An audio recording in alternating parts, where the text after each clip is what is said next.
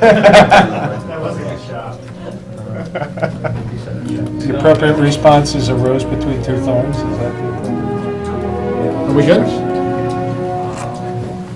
Would everybody please rise for the Pledge of Allegiance? And I'm going to ask Selectman Kiley to lead us in the pledge. I pledge allegiance to the flag of the United States of America and to the republic for which it stands, one nation, under God, indivisible, with liberty and justice for all. All right. Good evening, everyone. Welcome to the second night of the budget hearings for the 2016 fiscal year budget season for the town of Fairfield. Welcome the Board of Selectmen to our table for these joint hearings.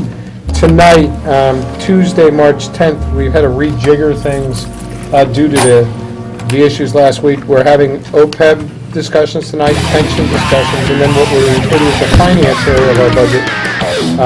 Purchasing, administrative services, finance, the assessor's office, the tax collector, the Board of Finance with our huge raises, the unemployment compensation, and then debt service. So a relatively light night tonight compared to some others. And again, we'll be meeting again on Thursday evening for the Board of Education and Public Works. Anybody have any questions, comments, concerns before we kick this off? At the request of Mr. Mayor, we're going to take the tax collector first tonight. Cinda is here. Thank you. And this will be section number 3090 in our budget books, and that is page number 193 if Mr. Brown's notes are accurate.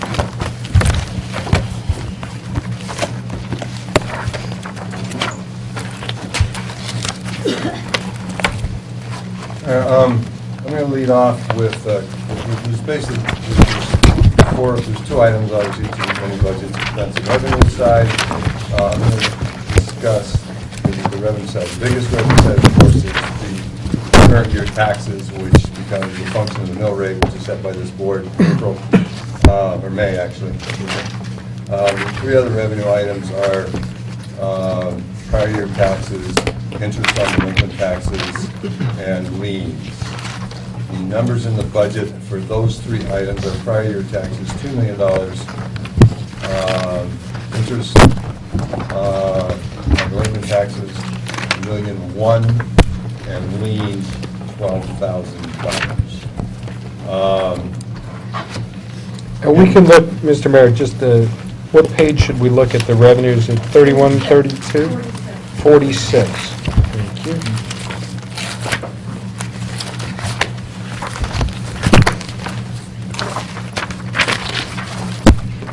Sorry for the interruption. Go right ahead. So prior taxes, the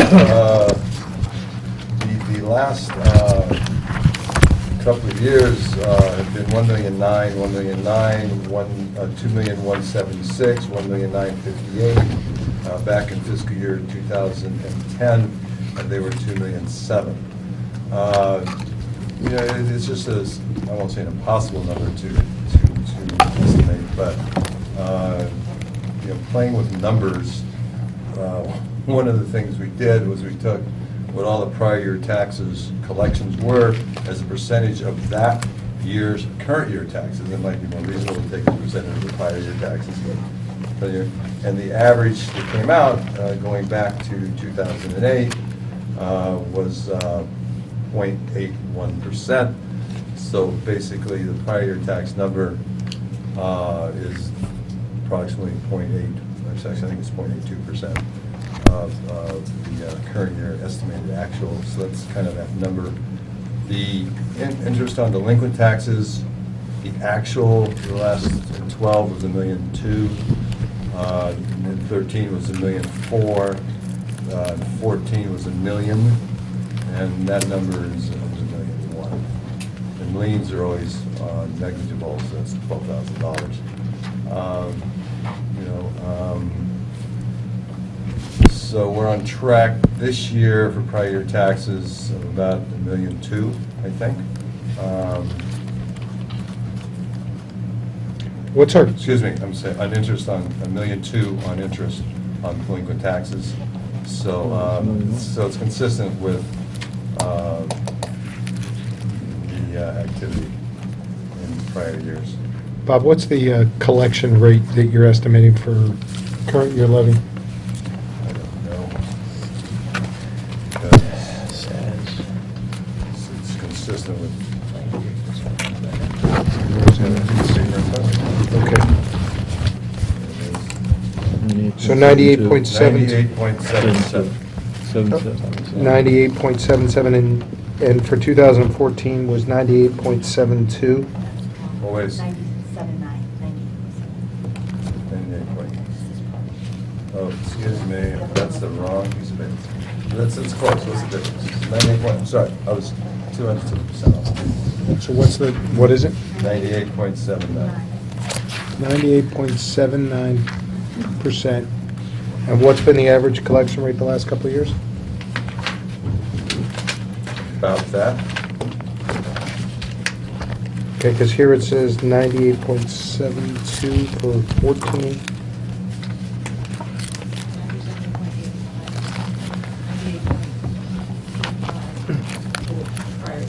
98.85 prior years. Thank you. And this year's 98.72. You're slipping. Excuse me, point of order. Yeah. Television's not picking up Mr. Mayor's comments because he's not near a microphone. So Mary, your microphone's right there.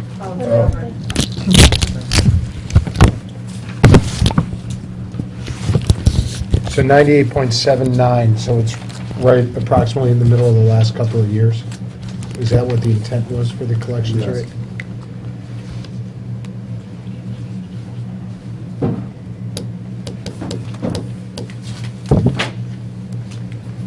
Okay, so 98.79 is the collection rate estimated.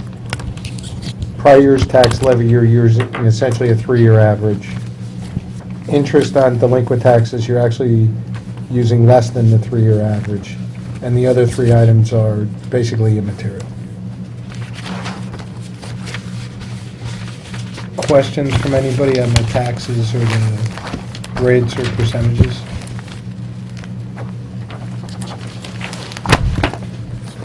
Seeing none. Okay, Mr. Mayor, we can move on.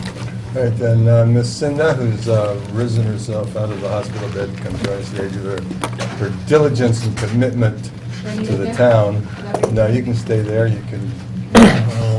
Do we have a microphone over there that we can lend her? I'm not sure if it will reach. There you go. Hold it, Jeff. Okay. Hi. Hi. Go right ahead. Okay, this is on my budget, correct? Correct. Okay. Unless you want to do purchasing. No, I'm going to let that go to waste. Thank you. Got a feisty bunch tonight. Okay, there are a few changes in the tax budget this year. Obviously, the largest change is in the payroll due to contractual obligations and the settling of the THEA contract. There is a reduction in our seasonal. Last year, we had used all of our seasonal plus a little more because we were down a full-time employee, so we used more temporary help. This year, I'm happy to say we are fully staffed. We have a great staff that works really well together. And we have added a new process available to the taxpayers of Fairfield. During the collection periods of July, October, January, and April, anybody with a original tax bill from the town of Fairfield can pay their taxes at any People's Bank. Not just People's Bank in Fairfield, they can pay it at any People's Bank in the tri-state area.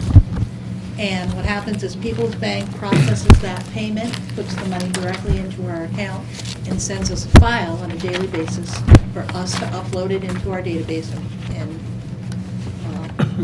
post it. So what that does is that gives the taxpayers the ability to pay evenings and weekends if they want to go to a Stop and Shop where there's a People's Bank. as well as through a drive-through. And that, we are assuming and counting on, based on other towns that do that, is a reduction in some of the processing that we would have to do in our office or through our lockbox. And because of that, we are going to reduce our temporary help that we usually use during our collection periods. So that's why that has been reduced from $8,370 to $2,695. We will still possibly use temporary help in July, just because we have 85,000 payments due in the month of July. That's our largest. And that's when we also, because people get their tax bills, we get the most phone calls and the most inquiries. So July by far is our busiest of the 12 months.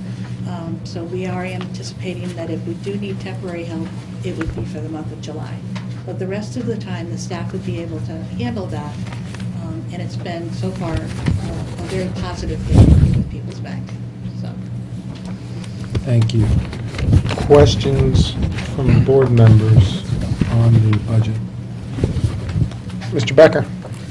Yeah, just on, not exactly so much on the numbers in here, but since you brought up People's and some of the services, I noticed, I mean, I think it was about a year or two ago, you guys updated the, like the online system for collections, and there's been some improvements there. But one of the ones seems to be that the fees, well, they're not out, like the credit card processing fee, well, it's not exorbitant, they're definitely higher than a lot of the online processing fees that you see out there as a percentage when you use a credit card.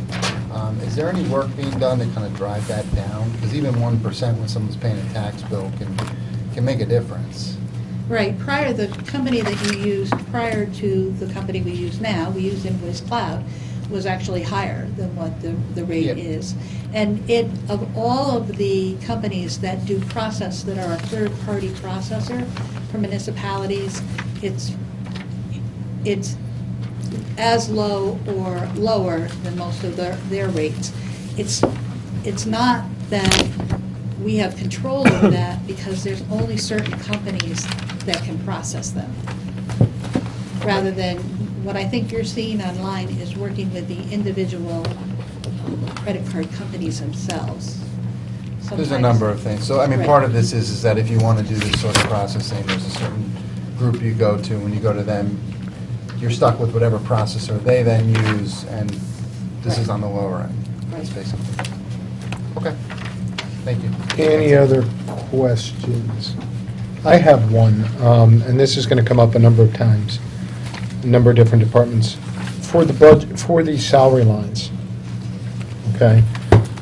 Just comparing the 2015 budget to the 2016 budget, going up by 6.85%. I'm assuming, like in prior years, because this contract took some time to settle, that this 2015 budget does not reflect the actual salary number since the contract has been settled. Correct. Tom, if you look at the next page, page 195. Yep. You will note that many of the positions in 15 have a little Yep. 13, showing that is the salary for the contract date ended 6/30/13. By comparison, the first selectman's recommendation reflects the 16 salary. Correct. And what I have provided for you on the website for informational purposes only is your budget request sheet as if the money was reflected in the Yep. 15 budget, and it will show a much lower increase. And what would the actual increase be if we did have apples to apples, do you remember? I don't have room for my laptop here, and I do have that data if you want me to. Yeah, we can just get it later. I I just can get it at break time for all the departments. That's But I fine. provided that to you on the website so that you Yep. can have comparability. I just want to make sure everybody realized what we were looking at when we were looking at the budget book. Any other questions on this budget? Seeing none, thank you. Feel better. Thank you. All right. Thanks for coming. You say that like she had a choice. She actually did. I thought she was going to do the revenue, too, though. That's not what you said earlier. All right. We're going to jump back to the beginning of the agenda then, and we're going to do our OPEB and pension, and these are in part number 1310, which I believe is Human Resources, correct? 304. Page numbers. There's also some stuff on 330, but I don't remember what. Just a couple of introductory comments before I introduce... 330, 304, rather. Thank you. Before I introduce Tim Ryer and Diane Milburn,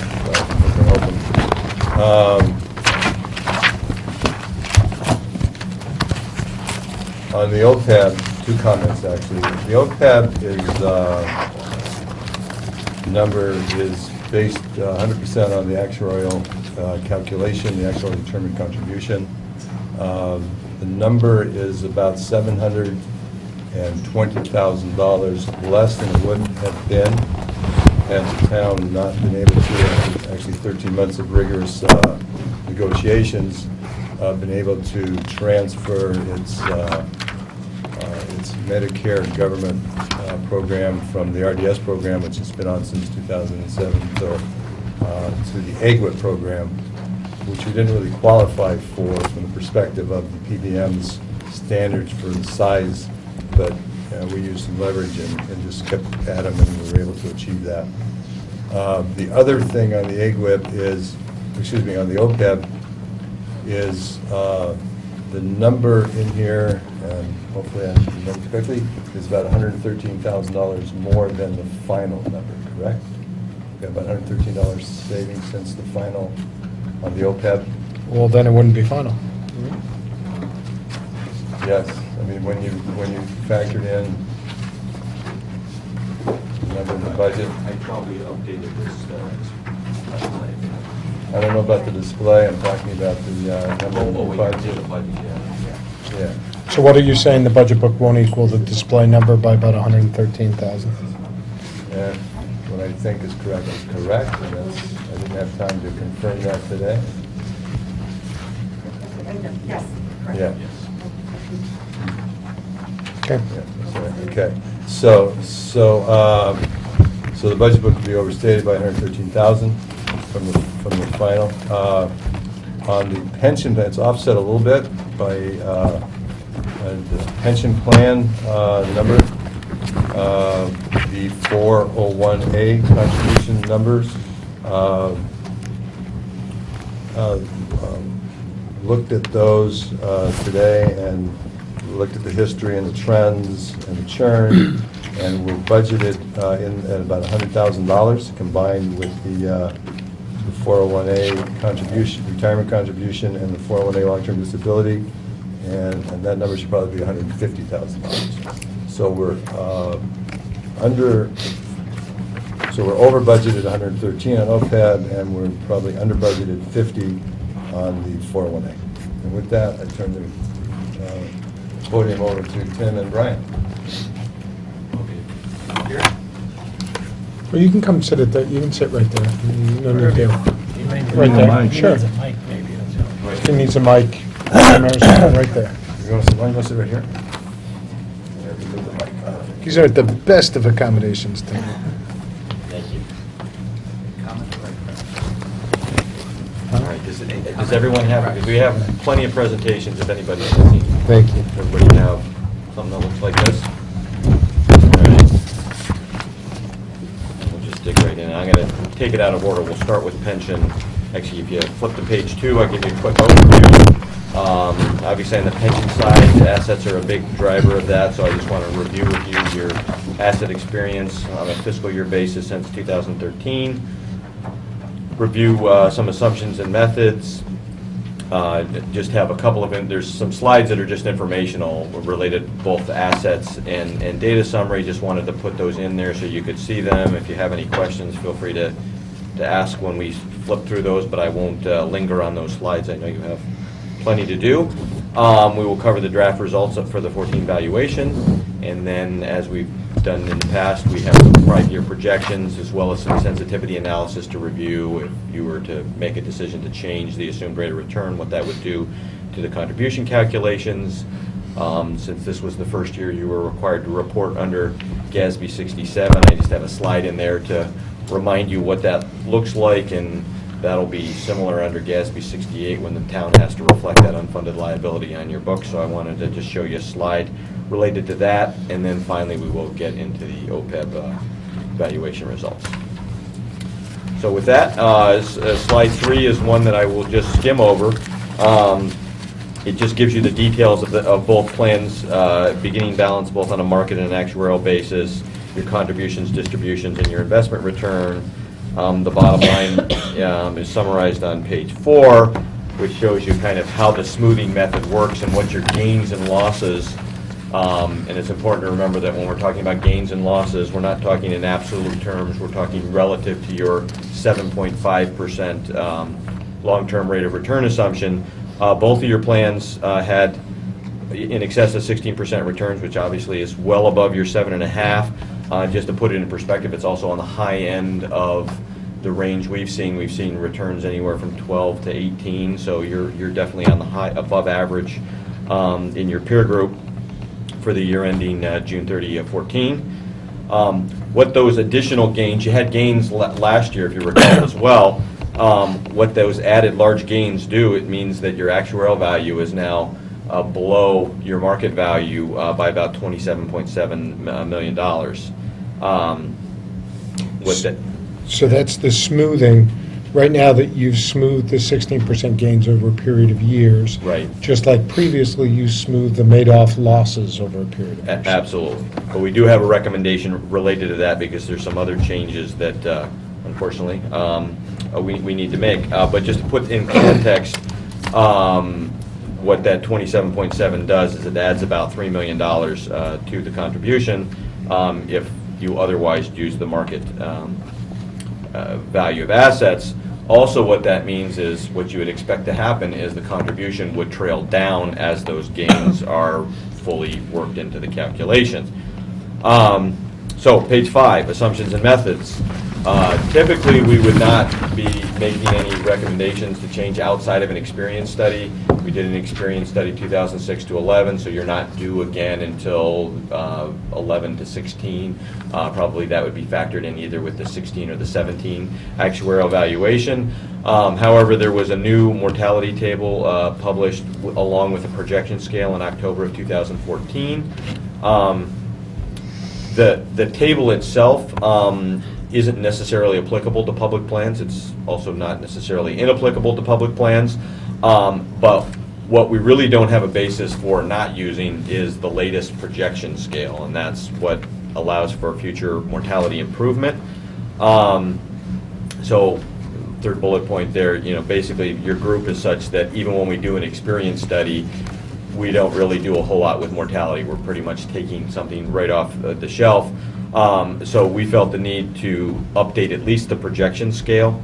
But combined with the fact that we really don't have a basis to do anything other than this new baseline table called RP 2014, we felt like it made sense, and it was an opportune time. It just coincidentally happened to happen right when you had gains in your calculations, so you had things that could be used to kind of smooth the impact of these assumption changes. So is that, anybody have any questions? Because I have a couple of. Sure. Okay. So the investment return, you remain the same year over year at about 7.5% on the assumption, which is down from a couple of years ago when it was at 7.7. Right, you phase down to 8. Okay. I want to come back to the salary scale in a minute. Okay. You're saying the retirement ages, you remain the same based on the last experience study, so those haven't been adjusted for any new changes. Right. And again, all of those assumptions, we would wait until we have like Exactly. 5 years worth of data to do some analysis on. Okay, so then what you are saying, though, is on the mortality side, you have better available information, you should be using that schedule, you have used that schedule. Yes. That shows longer mortality and therefore longer lifespans, so therefore an increase in the liability. Absolutely. Okay, now question for you. Going back to the salary scale, since we're on the assumption page, and this dawned on me when I was reviewing the earlier presentation that Mr. Mayor gave us, as well as our salary situation. We have several contracts that are several years old without being finalized, right? What was your starting point for your salary when you added the 3% per year per your salary table here to develop the long-term liability? Well, two things, it grades down, the 3% is an ultimate, so there's a merit component to the salary scale as well. Okay. And then typically, depending on what we know about union contracts, we'll make some kind of assumption, we'll adjust. Because if we don't assume 0, we adjust the pays. So, we have fire, police, they'll go back to what year right now? 2011? Mr. First Cycle, which year? They ended in 2013, so July 1st to 2013. Okay, so July 1st, 2013, so we have 13 to 14 and 14 to 15. So you're saying you've adjusted the starting point now, going back 2 years, so let's say, for sake of argument, 6%, Yeah, I'd 3% have per year? to dig in exactly what the adjustment was and how it compares. Can to- we see that just to make sure that, because if we're off by a few percentage points there because these contracts aren't settled, Yep. that could have a material impact on the contribution. It- So my question is the starting point Your salary for your salary, to actual expected. Now, are those are all settled now, so? they are not. Oh, okay. That's the issue. See, so if you started with what their current salaries are, Okay. you're starting with a salary point that is a couple years behind. Oh, no, absolutely, and Okay. we would look to the town to give us some information on, And do you know whether that happened or not? I'm pretty sure it did, but I'd have to check what we used. Okay. As far as, did we assume 1 or 1.5, what was on the table at the time? Yeah, if you could get back to us. Yeah. Okay, Mr. Mayor, can you follow up on that as well? I mean, if both of you can work together. Yeah.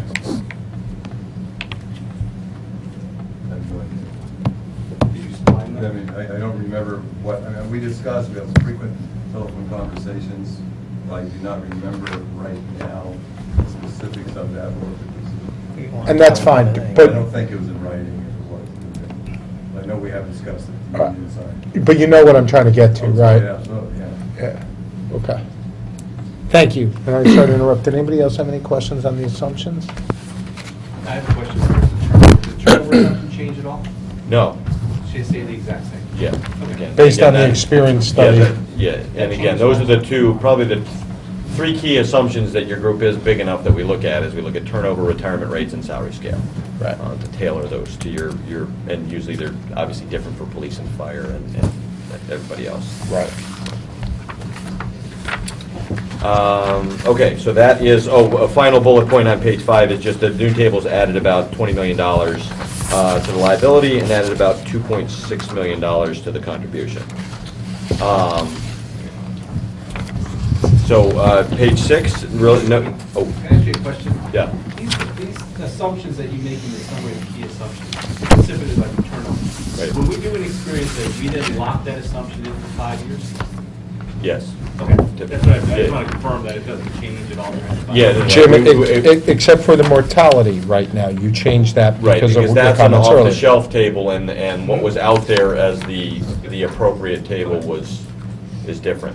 Thank you. But now we do, it's important to point out, we do look at gain and loss, and if you had, if we were 3 years into our 5-year experience study and we were noticing significant losses or gains, so that experience, we would bring it up and say, kind of like you do with an investment manager, we might say, all right, Adjust the rate we of have one return. more year of this, we need to make a change. But that's pretty rare that we would get that kind of deviation on an assumption. Okay. Please go ahead.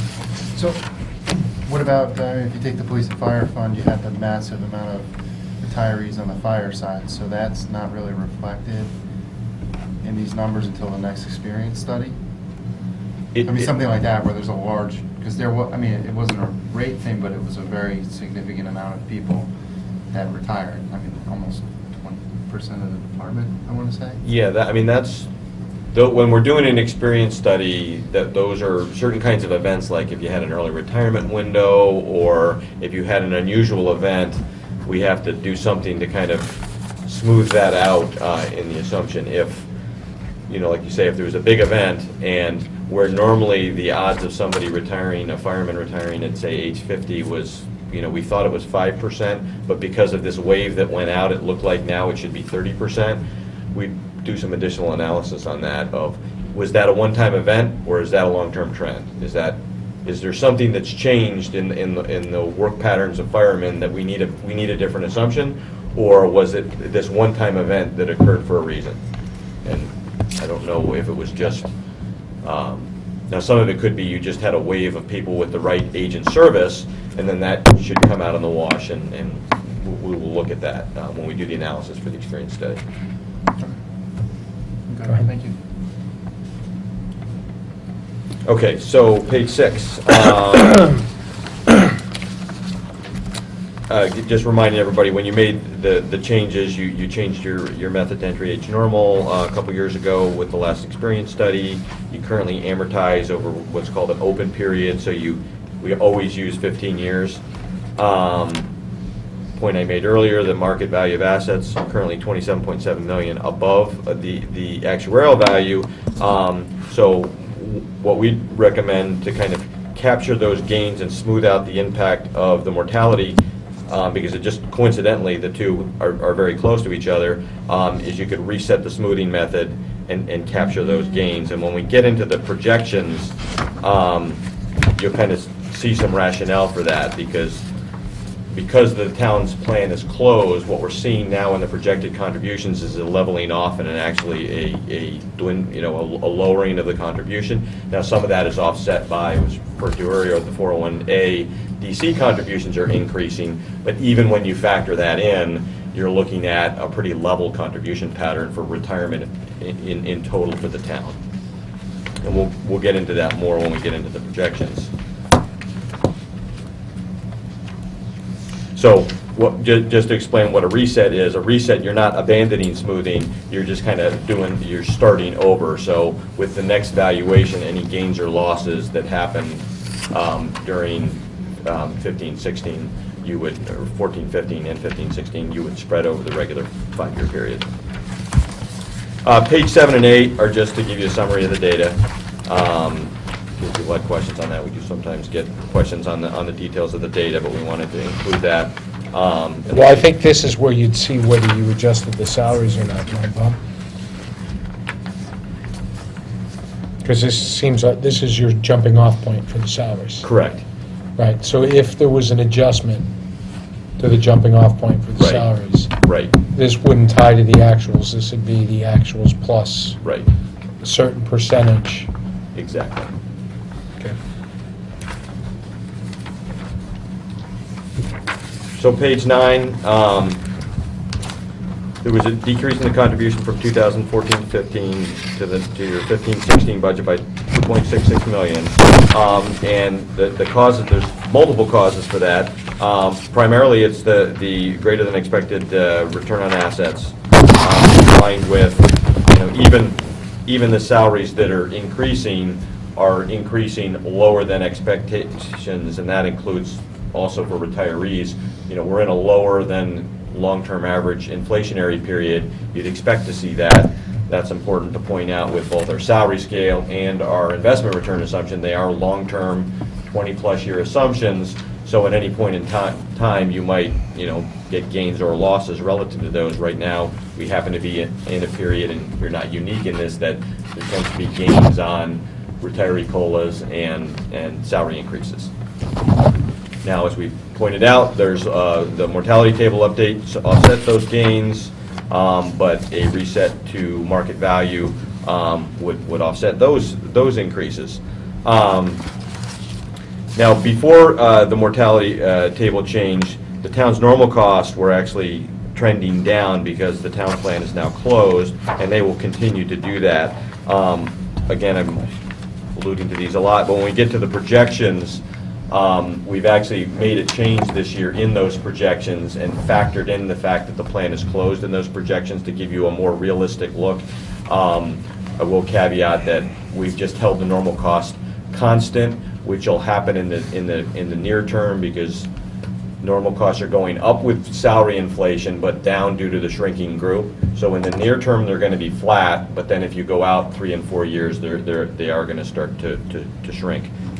Mr. Brown had a question, go ahead, Jim. On the 7.5%. Yes. That's still typical amongst municipalities, or is there any discussion amongst actuaries Yeah. about that discount? I mean, that would be something, that's really a discussion with your investment advisor to say, what is their long-term view based on your asset mix? I can tell you, and we can provide, I didn't bring it with me, we have a scatter bar graph for the 49 municipalities that we do the valuation of.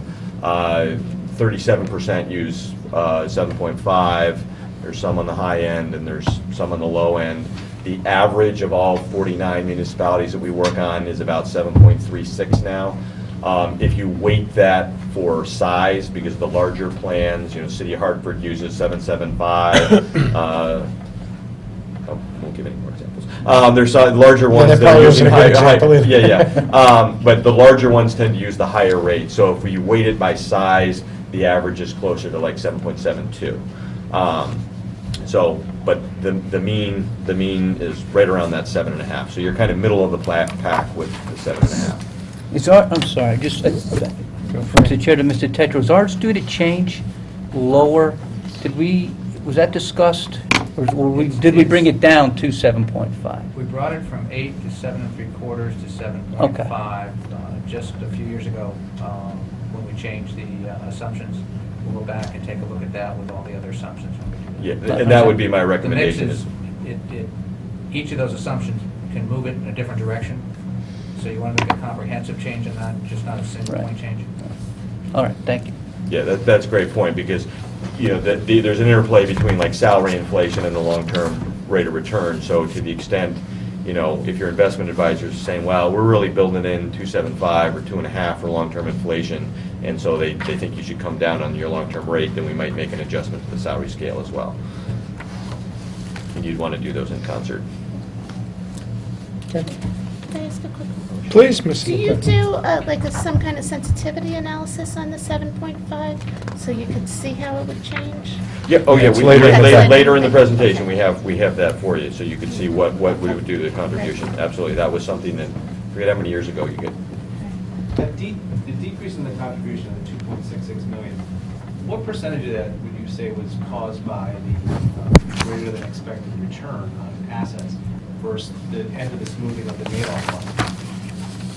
Well, that was actually with the 13 val that those fell off. They fell off 13 Yeah. Okay. Yeah, because it's a 5-year smoothing, but you recognize it in the first year, 20%, and then 4 years thereafter. So I think most of those losses would have hit you, well, Plus, you we had found out some about it later, recoveries. but when they were retroactively pushed back in time, it was like with the 9, and then 4 years later with the 13. And then we were still getting recoveries as Yeah. well off that. Yeah, in fact, I think if you go back to page 2, there was a recovery in there. I think we have a footnote. Yeah, there was 800,000 in one plan, 786, so you're still getting some trickle in on that. Okay, so, final bullet point on page 9, just, there are outstanding, as you alluded to, police and fire negotiations, and none of that is factored into any of these numbers, with regard to plan provision changes. And so page 10 gives you the contribution summary. You see there that you were, and that's the 266 that I was just talking about, you were at 10.06 in total, and based on these draft results, you're looking at a total contribution of 7.4. I think in the interest of time, certainly if you have questions on any of these next slides, they give you kind of excruciating detail on a lot of different things by plan. But I think what might be helpful is to skip ahead to page 17 to look at the projections, because that really kind of explains why it all makes sense. You look at what we're now projecting with the town side normal cost remaining flat. And again, when you get to the tail end of that 5-year period, it's actually going to be even a little better than that, because you can expect those normal costs to start trailing off. Even if you add in the 401A contribution, which I think for the 15-16, I think we just heard it's about 150,000, so the total town's retirement contribution is going to be something like 7.55. When you get out to the end of the period, based on the current, churn rate you have, it's going to be something like 400,000, 450,000. So you're going to be at 7.55. So your total retirement, with everything we factored into these numbers, including the reset of the smoothing, you've got a contribution pattern that right now we're expecting, again, assuming all assumptions are exactly realized, that's going to remain pretty flat, including the 401A contribution. If you didn't do the reset, the contribution starts out at something like 10.65, but then grades down to 6.25. So really, you're paying more money now. Later, it saves you money later, but it's a less smooth funding pattern. And that's really, we think, the rationale for where it makes sense to capture in the context of this valuation. For comparison, we do show you on page 18 the prior projections we prepared for you. And the big difference between these and what we currently see is the rate of return for this fiscal year? I'm sorry, could you? The big difference, so for example, you're saying here it was projected last year $9.3 million. Right. Versus, let me make sure I have the rate. Yep, 7.4, you're right. Yep. Versus 7.4. So it's roughly $1.9 million. Yep, that's page, you're reading from page 19.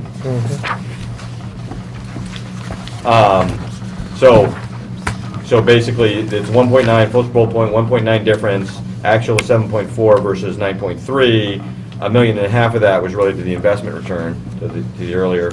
Remaining 0.4 was the result of the net changes. So you had a lot going on. You had new mortality table, actual value reset, and those kind of netted out to a 0.4 gain because... But the one thing that says in here is it's also the 1.5 is also investment return, which I get, salary scale, which I don't get, and COLA assumption gains, which... Yeah, so salary scale would be if right now you've been doing 2s and the long term is 3s, then there's a gain. Like similar on COLA, COLAs have been running, the long term, I think we're assuming something like 2.5, 2 3/4. It's been, 2 or less. So did you adjust the salary scale going forward, the assumption? No, we never adjust. It's a long-term assumption. We never adjust the long-term. That's what I'm trying to figure out. No, to your point, it's experience relative to the assumption. So it's not anything related to the scale itself other than your actual experience. Okay. Again, to the earlier point about we're in a period of lower than the long-term average inflation. Okay.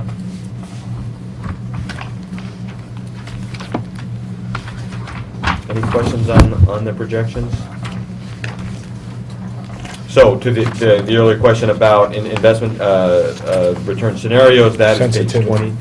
And it basically shows you, the top line is the same as the prior slide, and then, not that you would go all the way down to 6, but just so that you can see the impact, you see the numbers at both 7% and 6%.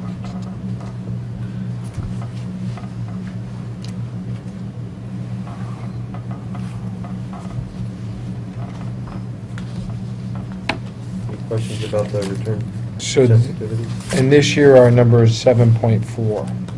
For the 15-16.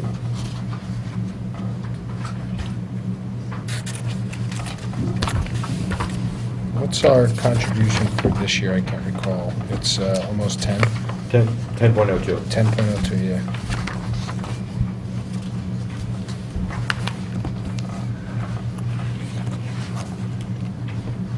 Any more? Are we good on page 20? If we were to stay flat with the contribution, I'm not advocating this, I'm asking a question, but the impact is, this year we're putting in 10 million. If we were to stay flat at 10 million, say we're gonna elect to put that amount in, essentially what we're doing is we're lowering the expected rate of return on the investment from 7.5 to closer to 7. Well, that has a different impact than, I mean, another way, if you're actually going to earn the 7.5, Right. then you're pre-funding and you're lowering future contributions. So you're just changing the contribution pattern. Right. What I'm saying, though, is, in essence, if we were to fund it to 10 million, what this analysis says is basically we're funding it as if we expect the long-term return on investment to be 7%. That's all I'm saying. Yeah, though, those 10 even would be somewhere in between, it might be. Exactly, yeah. Don't get exact, I mean, yeah. Sorry. I'm on a roll here. Work All with right. me. Okay. I'm not advocating that, I'm just factoring it in. Any other questions on page 18, 19, 20? 21 just gives you a view of what you're going to start seeing in the town's financials. This year, it was, GASB 67 was just plan accounting, but it used to be this thing called a net pension obligation that was just, did you contribute the ARC or not? Now it's just a roll forward of your prior valuation to the end of your fiscal year, compare that to market assets, and what do you have? So you see for the town plan as of June 30, based on the 13 Val report and what the market assets were, you actually had, you were overfunded by 1.8 million for the town plan, and you were underfunded by 4.9 million on the police and fire plan for a net of about 3 million. But that's, considering the size of your liability, that's, puts you in the top 10% of funded statuses across the state of Connecticut.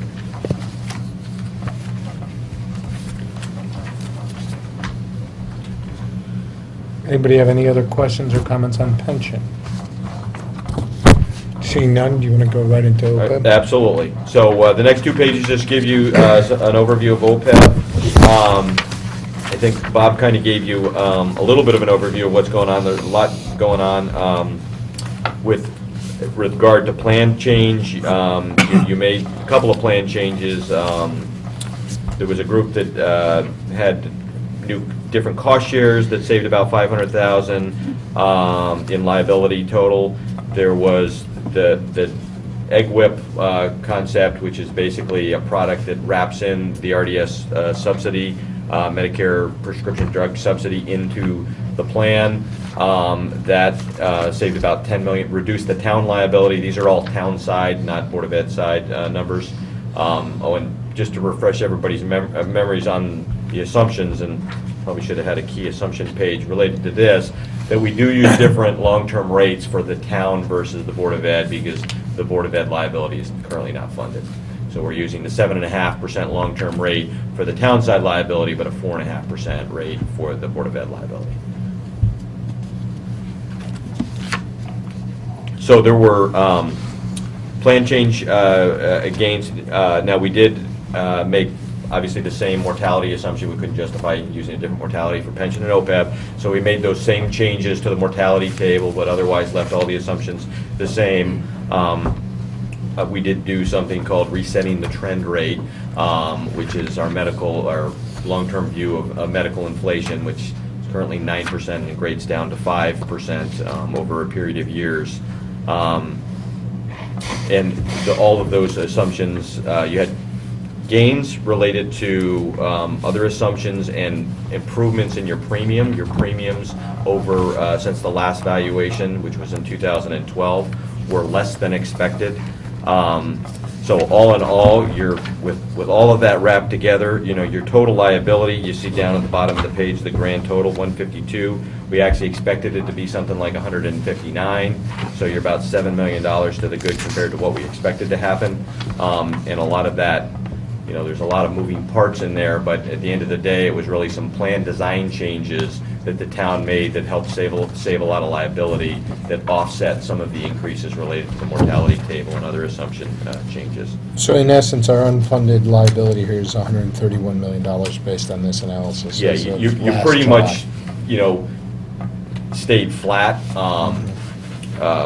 as far as the unfunded liability. Now, we expect that to move forward. And we will probably, with the next valuation, want to come back with some recommendations as far as amortization. The next page, page 23, shows you the bottom line arc and it is still called the arc for OPEB, that's just the annual required contribution. Grand total is 10.68.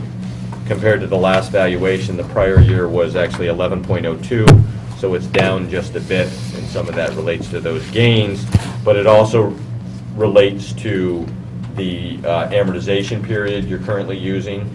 You're using a 30-year amortization for the unfunded liability. There are going to be changes in the accounting rules, so just like with pension, with fiscal year ending 15, your unfunded liability is going to actually go on the town's books. Down the road, there's an exposure draft out that's expected to be final in the next year or so and probably be implemented in a few years after that. You're going to have to show your unfunded OPEB liability on the town's books. So we'd recommend start thinking about lowering that amortization period rather than leaving it open at 30 years. Eventually, you are getting to be well enough funded. And just to put it in perspective, there's still only about a third of the state is doing anything related to OPEB. You're in the 1/3 that's funded, and your funded ratio is probably in the middle of the pack as far as those that are actually putting money away.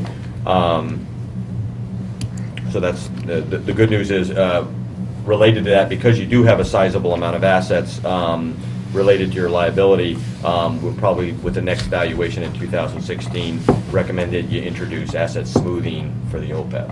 Okay, a couple questions here.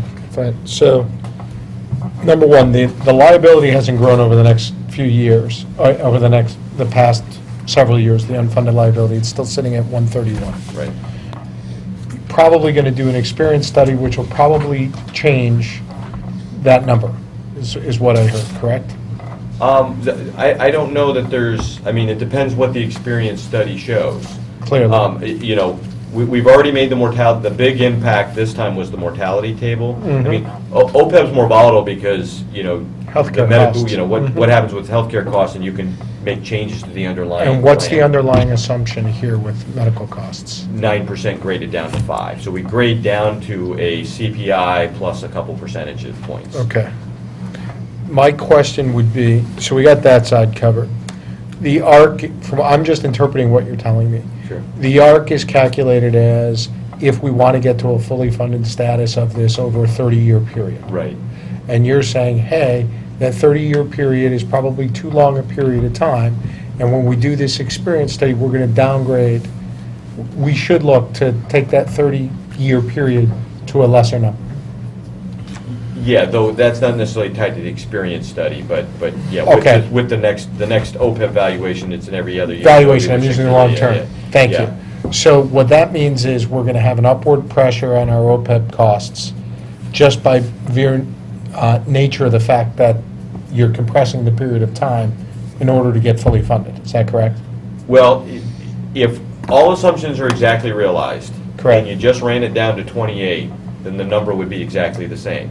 Okay? What you're doing now with an open 30, you're essentially refinancing the house with every valuation. Mhm. So when you do an open, which there's nothing wrong with doing an open as long as I'm not saying it is. as long as it's a short enough period. The Right. problem with an open amortization with a very long period of time, you're not paying off enough. You're not paying the principal, you're paying the interest. Yeah. Yeah. You're just kind of covering the interest, so that's why you don't gain against your unfunded. But again, if all assumptions are exactly realized,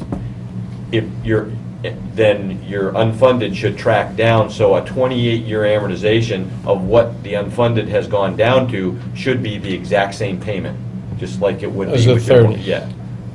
As Okay. the 30 is But with any this lesser valuation. than that, the OPEB funding goes up. I'm just trying to get a Yeah, nature of it's where we're not going. that precise because there's a lot of different factors going on, but yes, again, if all assumptions are exactly realized. I mean, you are, even with a 30-year, you're paying some principal because it's a Yep. level dollar amortization.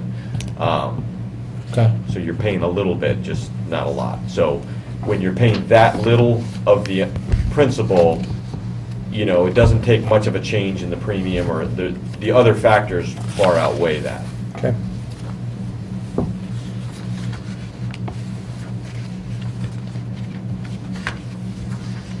Any other questions from anybody so far on this? The only other comment which to me, which to us, is the liability has remained unchanged because the negative impact of the mortality table change has Right. been offset by a combination of Funding. the impact of the AGWIP and the plan changes that have been made on the town side of the contracted employees. Well, if you look at page 22, it shows that. It also shows that it's not just those two items, it's also the fact that we're funding it, our balance is going up. Right, but I think where you see the difference is if you look at the increase in the town's liability as a percent compared to the Board of Ed's liability. Yep. That's where the roughly $10.5 million in savings related to plan changes helped the town side, because that was expected to be a Totally much agree. larger number. Totally agree. If you look at our actuarial value of assets, it's up to 21 versus 11, and the liability, the gross liability jumped from 141 to 152. But on the town side, it only went up 5 million, on a much larger number. That's your point. Right, It yeah. went from 117 to 122. Yeah, so, that's an excellent point, that the town's unfunded liability actually went down, but the Board of Ed's went up, offsetting Right. the gains. Can you explain this AGWIP thing in the history behind it? Is this an Obama-era situation? No, this goes back to Medicare Part D, Yep. where there's these subsidies, and there was a way that you could get that money back, and you guys were actually you had to go through a filing, and you file, and you get that money back, but you can't build it into the liability, because that money could be used for anything. So even though it's directly related, just to make up some numbers, say your Medicare supplement premium was $400, and the amount that you were going to get back from RDS was like $40. We couldn't use $360. We had to value $300. The fact that you were getting $40 back is great, and it was money that went into the town's coffers, but we couldn't reflect it in your valuation. When you build it in and you get a product where the insurance company now gets the money, and they charge you $360 or less. I mean, they deal with the government directly, and then you pay a reduced premium. So now, since your actual true costs are less, we can reflect it in the valuation. It is the first year that became available. Oh, No, it became available, it was introduced in 2010, became available effective January 1, 2011. The town basically considered at that time when you are self-funded, the PBMs who manage the programs control the criteria required for the town to enter the program. The town did not qualify, still doesn't qualify, but basically had open negotiations with a couple of PBMs probably a year and a half ago now. And it took until maybe October to finally work through all the issues and become accepted. And so we were able to implement January 1 of this year. The other comment, though, is the AGWIP not only is wrapped in, as Tim just indicated, but the reimbursement is much greater. The reimbursement on the RDS program is limited to like $60, $100 a drug or something like that, or 80%, of some small number. Whereas if you have a drug, like we have one person on Tristanol, I'm trying to remember, so it's a Parkinson's drug, it's like $30,000 a month. Under RDS, the town would realize like $4,000 a year reimbursement if you used it the whole year. Under AGWIP, you get 80% of the $30,000 each month. So it's a combination of the wrap-in plus the increased Fed support. We can't go back retroactively on any of this? No. Start when you got approved for it? When we got This year. accepted, yes, January 1. Set. Any other questions on this? Mr. Ryer, anything else we haven't asked that you think we should be aware of? Nothing comes to mind. Could you please follow back up with us on that Yes, salary? absolutely. And Ms. LeClaire? Just a question for Bob. When you said we start January 1, was that of this year? So will we January receive? 1, 15. 15. So So that's will why we the- receive a savings now? So so it's been factored into the calculation, and that's why, like you mentioned earlier, that's why that had a negative impact, negative positive impact, reduced the actuarial liability by about $10 million. $10 million. And reduced the ADC contribution, it's redundant, I guess, the ADC for the budget year fiscal 15-16 by approximately $720,000. Thank you. Thank you. Thank you, sir, appreciate it. Thanks for coming back tonight. Sure. It was rescheduled. All right. Welcome back to the table, Mr. Mayor. Yeah, excuse me a second. As Kim said, I'm killing off my employees. Quig also had major surgery and is now in her office, and see if she's can come out. We want to take a... You have a window we can open? Yeah, no kidding, it's getting real hot in here. Can we take just a 5-minute break since we're waiting for stuff?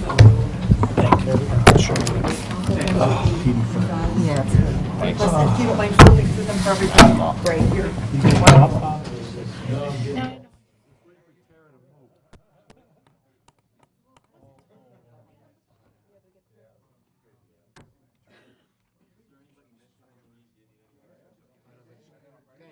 Appreciate it very much.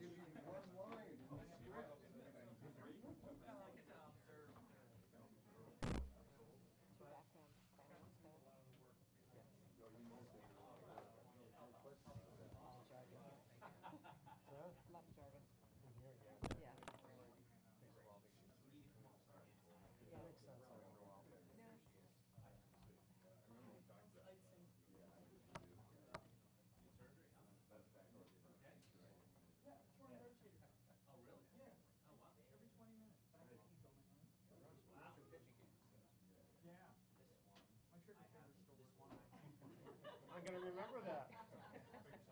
She looked right at me when she said that. I didn't say a word.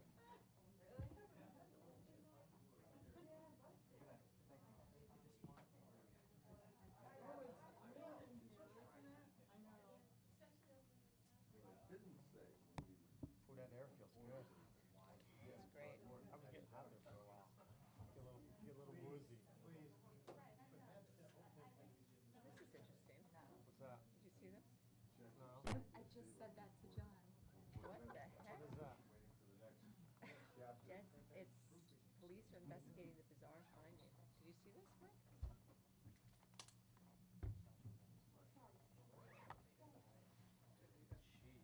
Whose house? Something doesn't smell right in Fairfield. That's kind of funny. 2 dead skunks were found near them.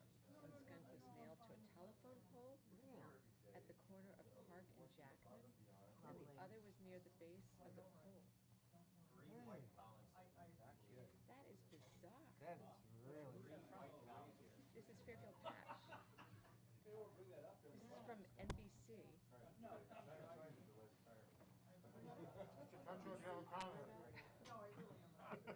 bizarre. Yeah, that's a little weird.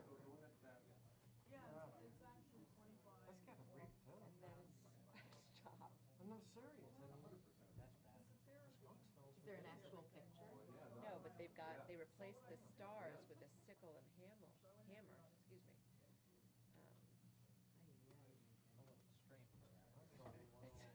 It's bizarre. I'll like to think that they came from another town. I was thinking the same thing. Yeah, because it was on Park and Jackman. So.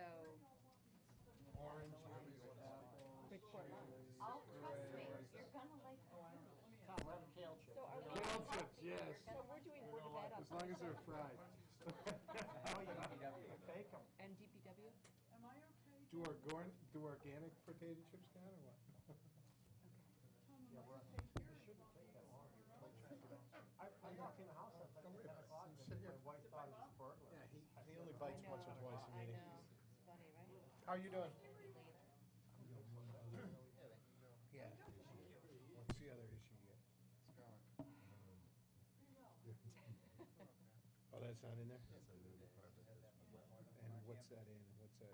Well, this isn't the RTM though. This is a little different. There aren't 50 of us all who want to have it. That's good. We'll be here that night. Perfect. Let me drink that coffee. I got a hockey banquet I gotta be at that night, so that's perfect.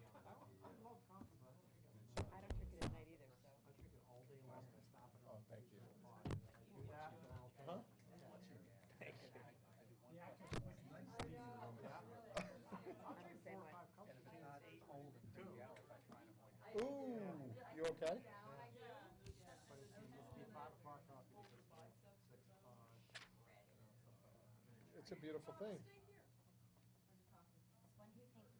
All right. Are we all set? Guys, will the class please return to class? Yes, teacher. We all set? So recently recovering from major surgery on his shoulder, and I want to thank her for coming here tonight. It's been a tough season. Budget season just started too. We need a deeper bench. Oh, sure, is that, you're asking for more personnel? Yeah. Don't all roads lead to Rome? All right, so we have the, Purchasing and administrative services. great, go right ahead, Twig. Let's start. Do you have any opening comments? Can You know, I find don't, the- aside from the, What page? Page? 186. Oh, aside thanks. from the Thank you. contractual salary increases, my budgets are pretty stable. I'm sorry, it's page 187 is purchasing? Purchasing, And do we have the number of administrative services? 81. Thank you. Yes. Which one would you like to? We're like a fine-oiled machine here.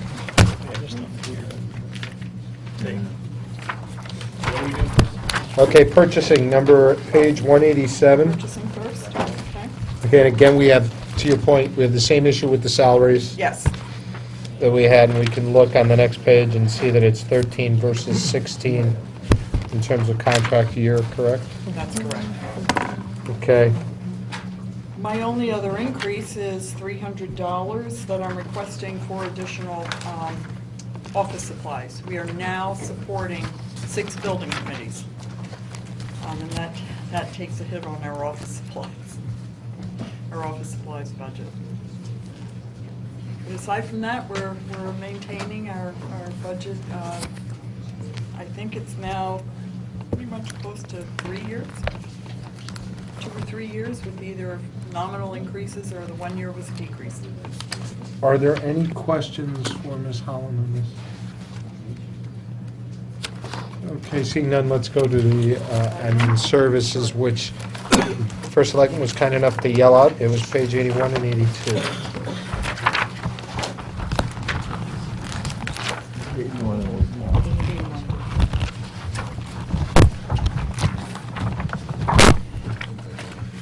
And you have what's it, $2,000 in fees and professional services? Yes, that's a modest increase for the courier who is outsourced. It's contracted from a private company. He delivers all the mail through the town buildings, goes back and forth to the post office and so forth. And that's contractual? We negotiate that every year. Okay, has it already been negotiated, or? It hasn't, but I know that they are looking for a modest increase. And I think I've got 2% in there. And this also includes the cost of a car.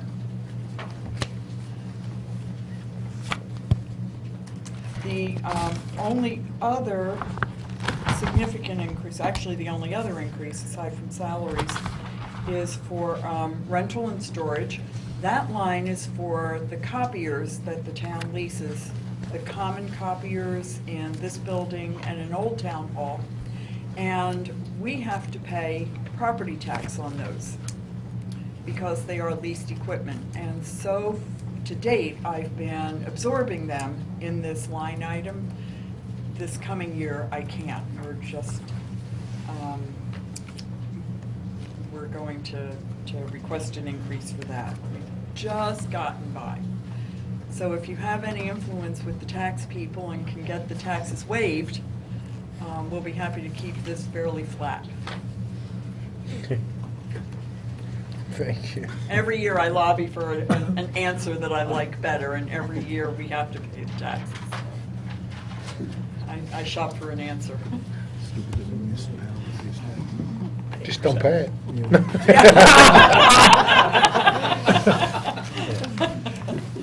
Shirley. Yeah, put a lien on it. Have them repossess it. Put a lien on it. I've got to put a lien. All right. Any other questions, comments? Someone go pick Mr. Ross up, please. All right. Hey, go ahead, Mr. Becker. So on a serious note on that, is that an ordinance-driven or a state statute-driven? Ordinance-driven. Ordinance-driven. So we actually, Fairfield needs an ordinance to allow an exemption of equipment lease to exempt organizations. okay. I was serious. I'm sorry, it sounded Yeah, like I was no, no. joking, but I Oh, was no, no. serious when I said if you have any influence, we greatly appreciate it. It really doesn't matter to you, because he's just including it on the top line. Basically, we're grossing up both sides of the income It is. statement. It doesn't matter. Sorry. Okay. Anybody else? Seeing none, thank you very much. Thank you. I feel better. Good luck with your Oh, shoulder. thanks, I'm doing okay. All right, page 183 is Bob with the Finance Department.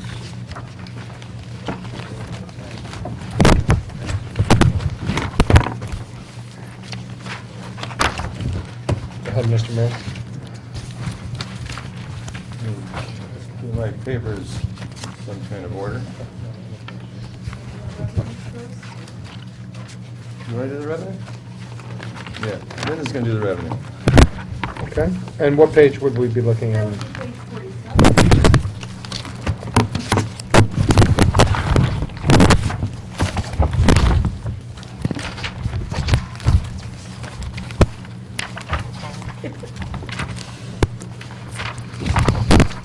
Okay, go right ahead, Linda. As you know, some of the larger revenue items that the finance department budgets for, estimates for, are included in the governor's budget. And this year, we were a little late actually going to print with the budget books because, as you know, the governor released his budget later than expected. But these numbers, especially under the source document column, reflect the governor's 16 budget for Fairfield. And that includes the general education grant, which is an education equalization grant. Oh, thanks, Bob. The school transportation grant. School building grant is built off of a schedule of payments from the state. That's not included in the governor's revenue budget. However, we have a schedule for that from the state. The low SIP is from the governor's budget. Town aid road funds, governor's budget. Municipal revenue share. This is simply part of the TAR funds. This is not part of the discussion of the municipal revenue bonus that right now is being discussed at risk. We did not budget for that. We did not budget for that in the past, knowing that that was that may have been up for grabs at some future point. So this municipal revenue share is just simply associated with TAR grants and is not at risk. You've got your PFOT fund from the governor's budget. The next few items are schedules that the assessor files with the state, and we fully expect to get reimbursed for those debt exemptions, the state-owned property exemptions.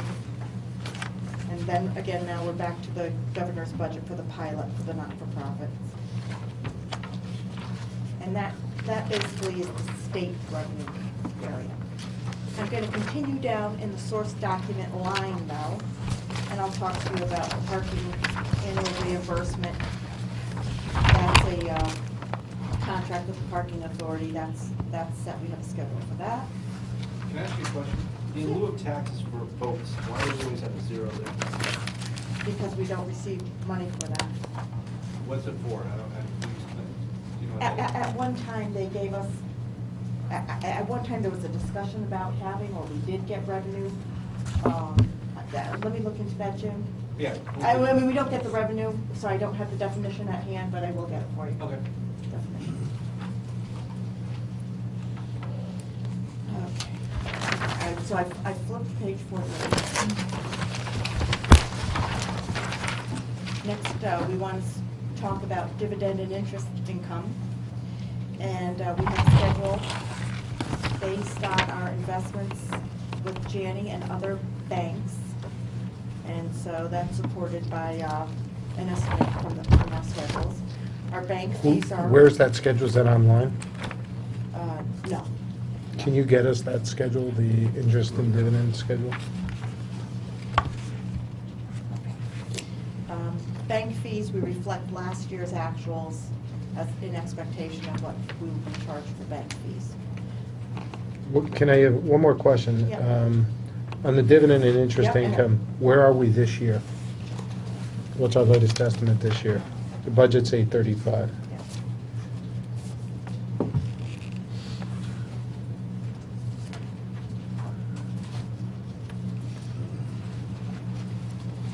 I'm sorry, there's just no room here. Oh, no problem.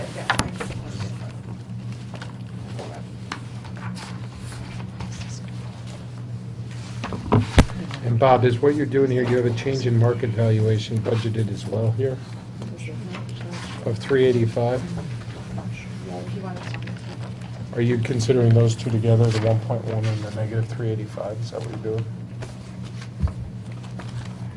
So should we be looking this as a net? So are you actually taking this down year over year as opposed to up? Yeah, I mean, basically there's two things. One, the town bonds, we don't really book the premium or the disc. We have a mark-to-market, it's just, and then, of course, you know, we calculated what the numbers would be if we had like a 0.5% change in interest rate. 0.5% increase, which decreases our... But anyway, and then we'll be coupon cash flow, because it's basically cash basis. Yep. So we got the coupon cash flow by the current investments. Yep. And we know that the investments that roll off are going to be reinvested. And then we have a factor in there that those will probably be, given the current rate of interest rates, will certainly be less than what we're currently making. So there's a discount for that. Then there's a discount for the mark-to-market related to the... Which you have maturity. separate here is the 385. Yeah. Yes. Correct. And then, right, and then there may be a change in, I don't So- remember right now if there's a change in interest rate. I guess what I'm trying to do, I guess what I'm trying to do is get to kind of the net interest and dividend income number compared to year over year. You guys have broken it into two accounts now, which I'm totally fine with, but I'm just trying to do a comparison. Plus, there was, it used to be that the bank fees were in there as well. Which is now separate down below. Which is now Mr. separate Kiley, I down think, pushed for below. that. What page are we on? It's 48.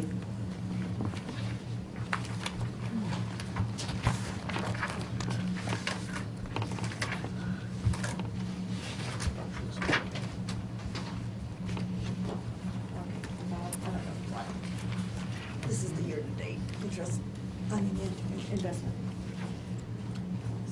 Well, you, Okay, all right. Year-to-date, 707. For investment. that's net. Net. Okay, so that 707 is versus the 1,100,000 minus the 385? Is that how I'm supposed to read that? So it's roughly 715? No, I think it's current rate. No, current. That's not, it doesn't have the right one. You know what, we could just take this offline. Why don't you guys just Yeah. put together a schedule and compare it? If you don't mind? Gross. That's gross. 707 is gross. Right, so that's not good. On the face of it, that's not good, but I don't know, is that year-to-date or is that the full year estimate? That's just as of December 30th, December 31st. So it's half the That's year? half a year. Okay, so that's better. Okay. So that would be rough number 1314 minus a similar mark-to-market, which would put you down at 1 million. This number's at 1,000,001. You're kind of in the ballpark. Can we see the schedule that supports the 1.1? Most definitely. Sure. Cool. My apologies for taking that. I know that's it. Okay. Is fiscal year 13 the first year that fees were taken out of that?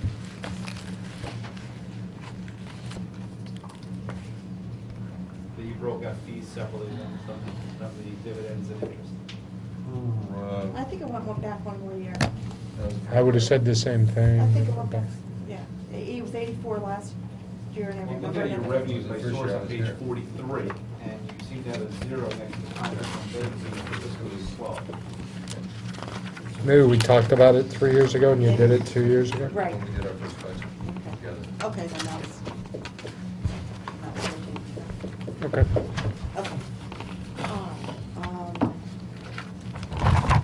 Staying with source documents, we have rental income from various locations. Those are listed here based on the rental or lease agreements, including the parking authority lease.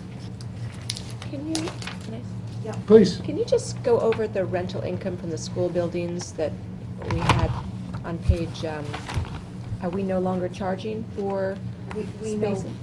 we no longer get this rental from the school buildings, the Board of Ed is taking. The Board of Ed gets it, okay, thank you. That happened 2 years ago, in agreement with boards. The 3-year averages, the column for 3-year averages are 3-year averages, so I won't explain those, but that's, yeah, that's. Self-explanatory. It's really not material. The only other one that we haven't discussed yet, under department estimate, would be the phone access line. That has been decreasing, so we went more with the decreasing trend than, rather than with the 3-year average. The state grant other is the EMPG grant, the reimbursement for the emergency management grant.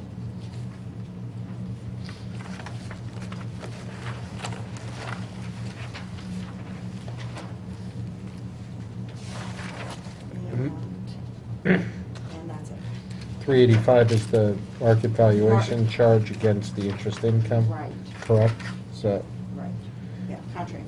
and then the Fairfield Theater, is that an increase due to their new programs? Yes, yes, and that's why it's in that column rather than in the agreement column. Where's that? Yeah, where is it? The 53076 that's in department estimate, Based on expanded ticket sales. page 48.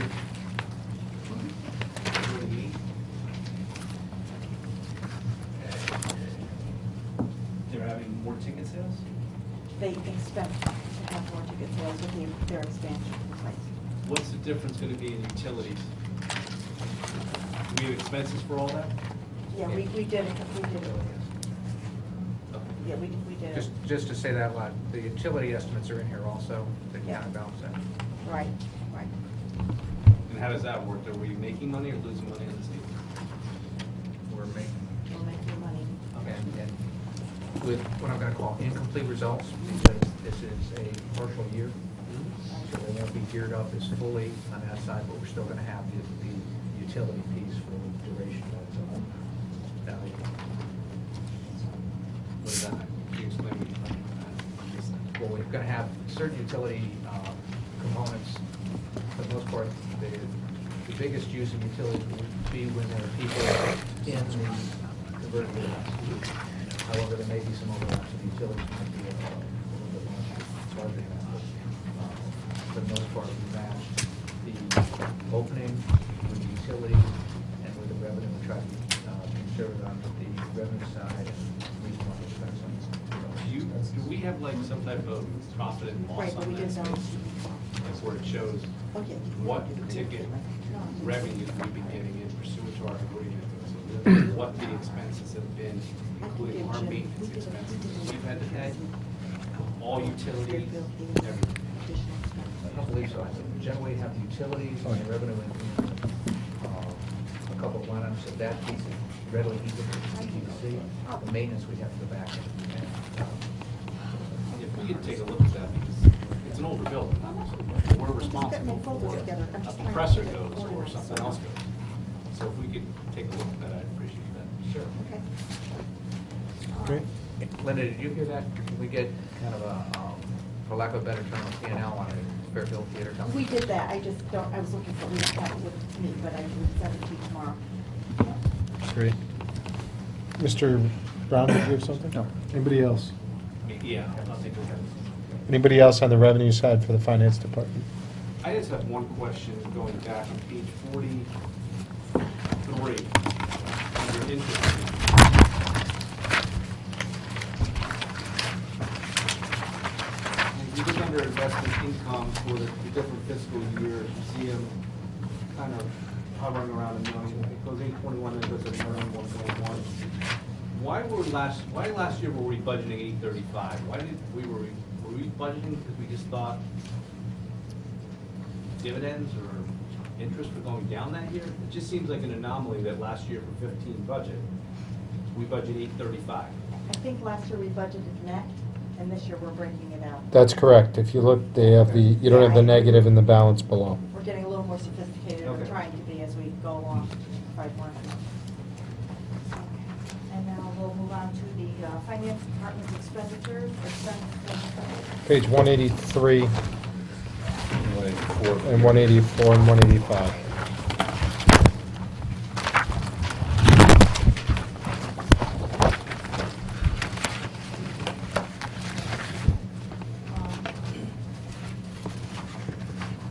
Overall, the finance department is asking for a 10.17% increase. The majority of that increase is in a request for additional personnel. And we'd like to speak to that, but we'll go back, we'll circle around to that a little bit later.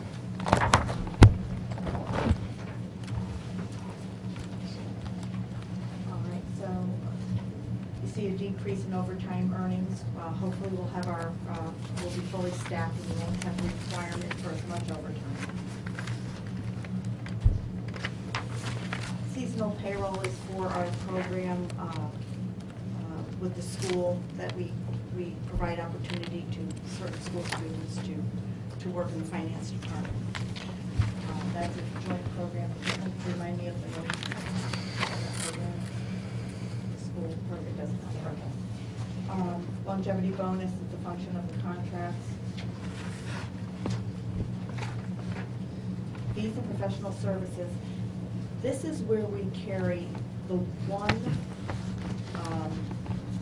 pension independent plan, I'll call it pension independent plan, where we're actually required to carry it here. Their contract requires us to carry it in this budget and this line. And that whole amount is dedicated to that. Printing and binding costs. This is where, number one, we print your budget book.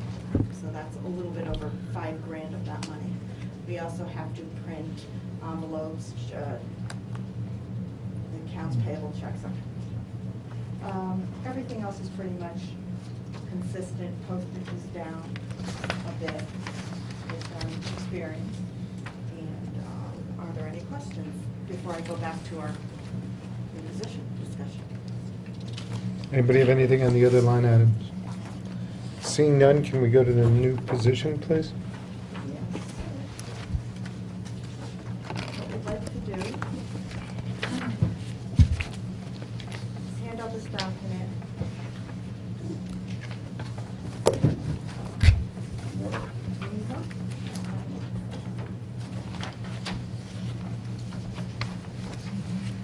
Thank you.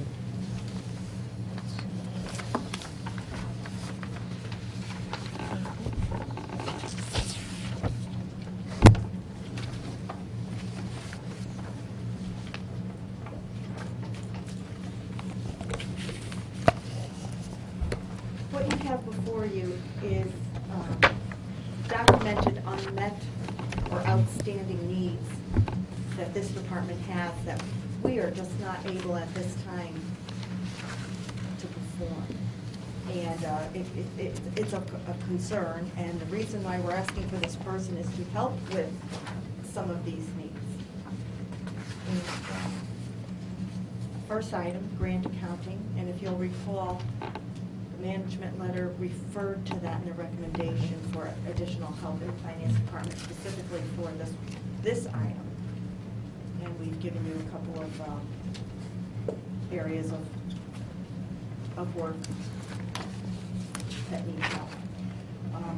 Also, the town is the sub-grantee for FEMA, for homeowners that are filing FEMA grants.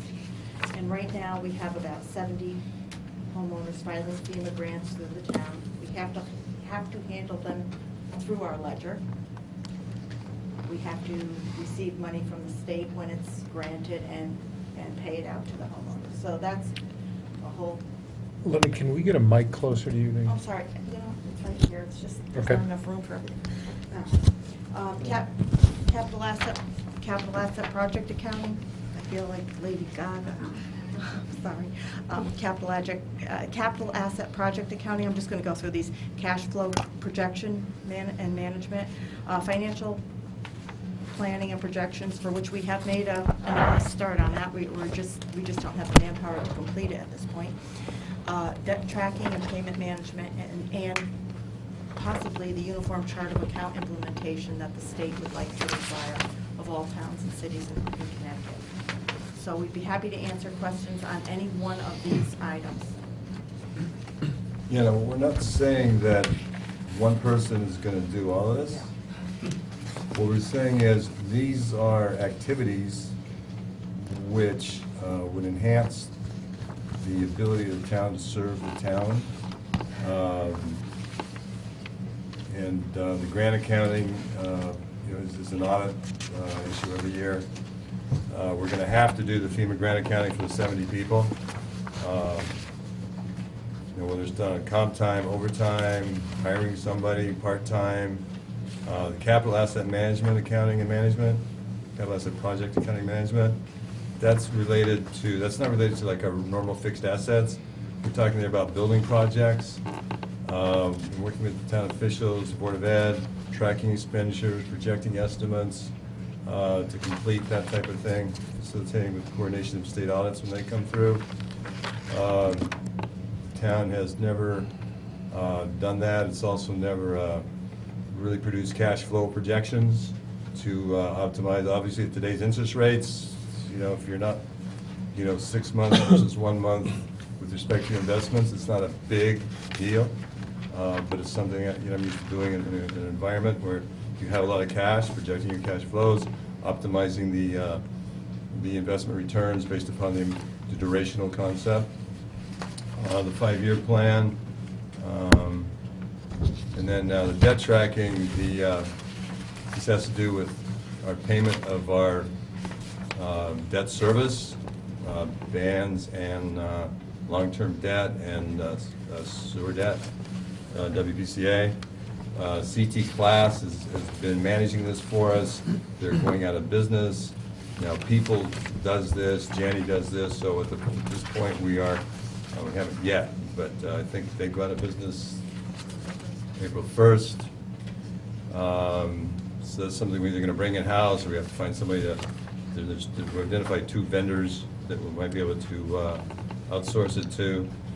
And then the uniform chart of account implementation is still out there. It's going to come down the line, and we're going to need resources to do that. So these are all projects, tasks that if we had a person, we would address these. And if we don't have a person, we won't. Go ahead, Mr. Brown. So are you saying, Bob, that this one person would enable all these unmet needs? No, I think I said that in my very first statement. One person will not meet all these needs. No, not meet all the needs. Hold on a second now, okay? Hold on. Okay. Let me finish my question Thank before you. you start Okay. thinking you know what I'm going to ask. Good point. Okay. Would one person, whatever they do, enable the department by restructuring to meet these needs also? That's what I said, no.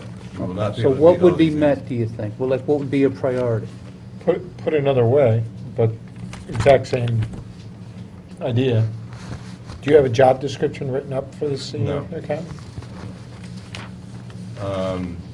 This is what, grant accounting would probably be one of the we have to do the FEMA grant accounting for the 70 people. We have to do the grant, we don't have to do the grant accounting. We don't have to do the capital assets project accounting. We don't have to do financial planning.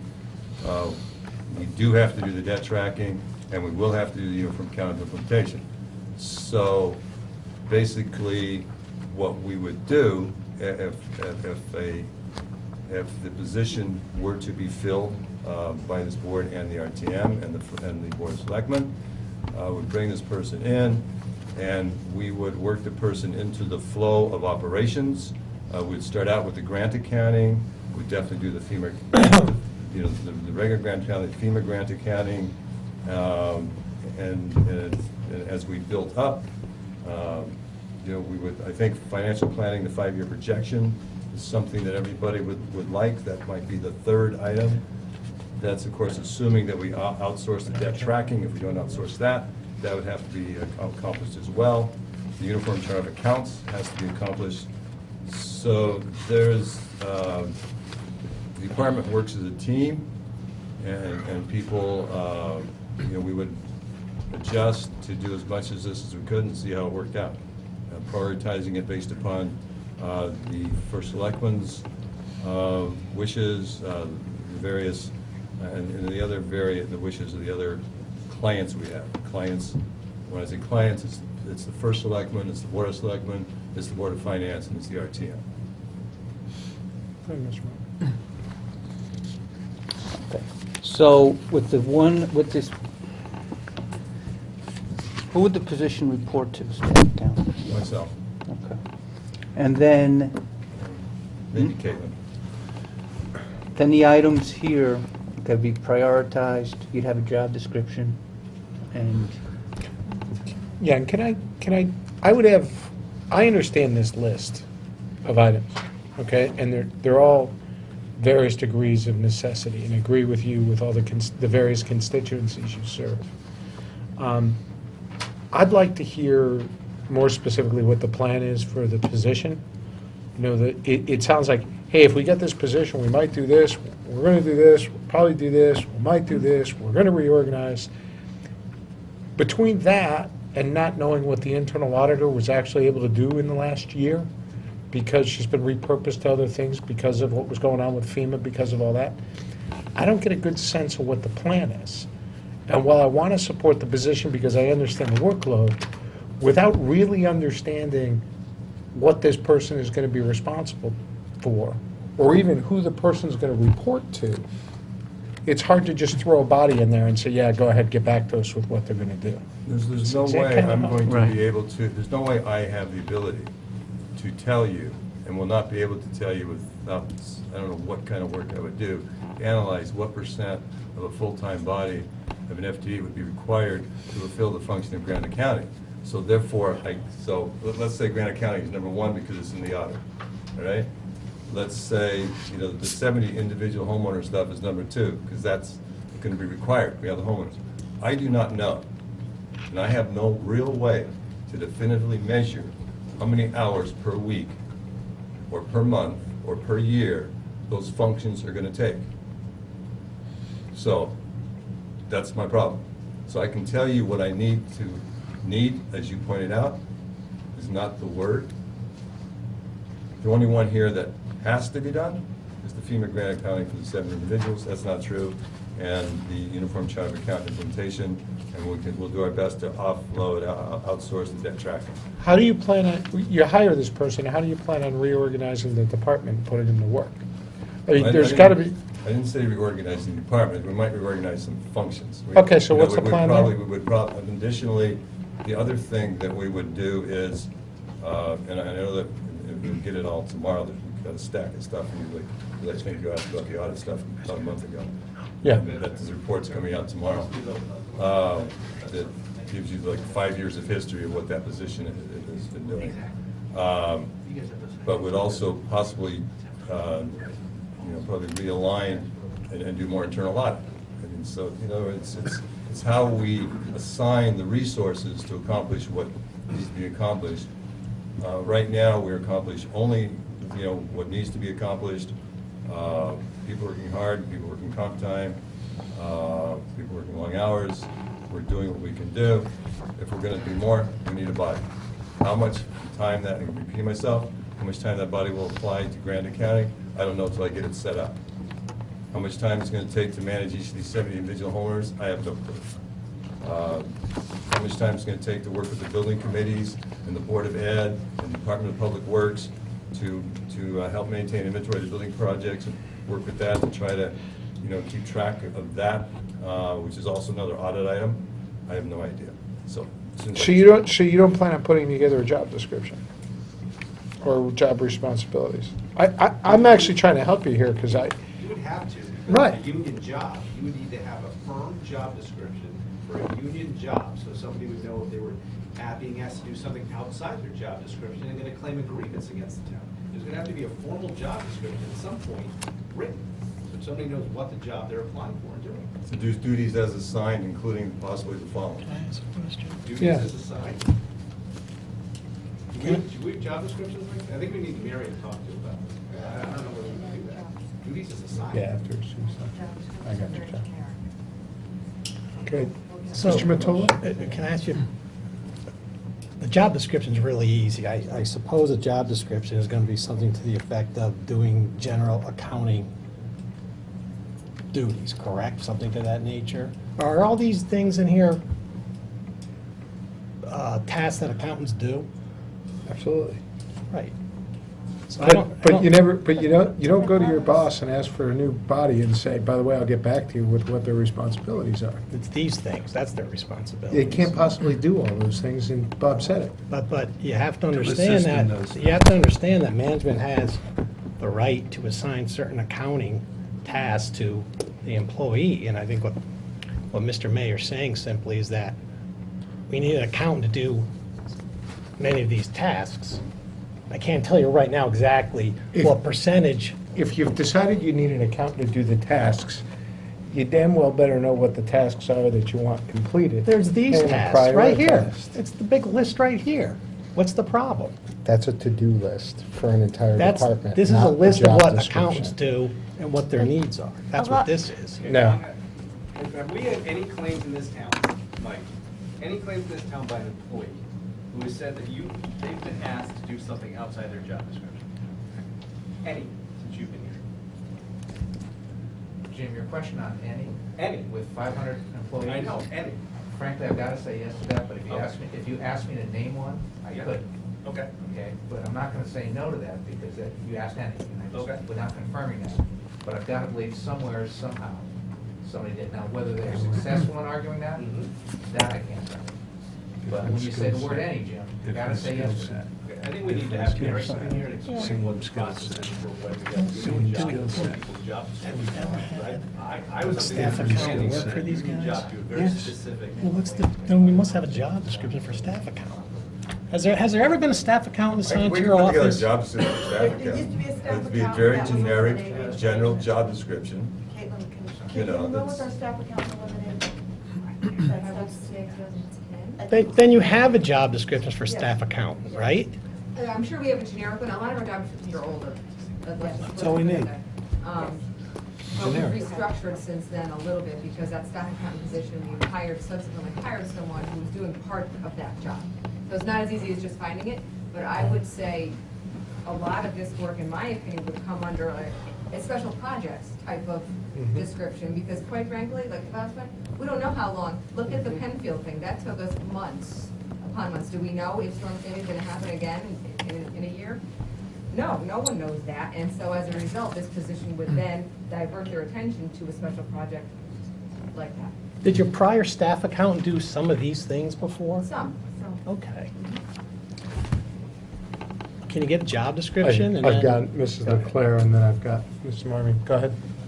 I guess looking at this list, a lot of these things on this list to me look like something someone would do at a higher level, and that you would need to reallocate who does what in your higher position. So that's my big question That's right. here is what level person are you looking for? And that would What's the depend on the level? job description and what you're gonna ask that person to do versus what you're gonna reallocate to other members of your department. Absolutely. Problem is gonna be, Well, this salary range is consistent with our clerk, analyst in that ballpark range, which is a fee of, I don't know her number. Probably, It's a P to 8.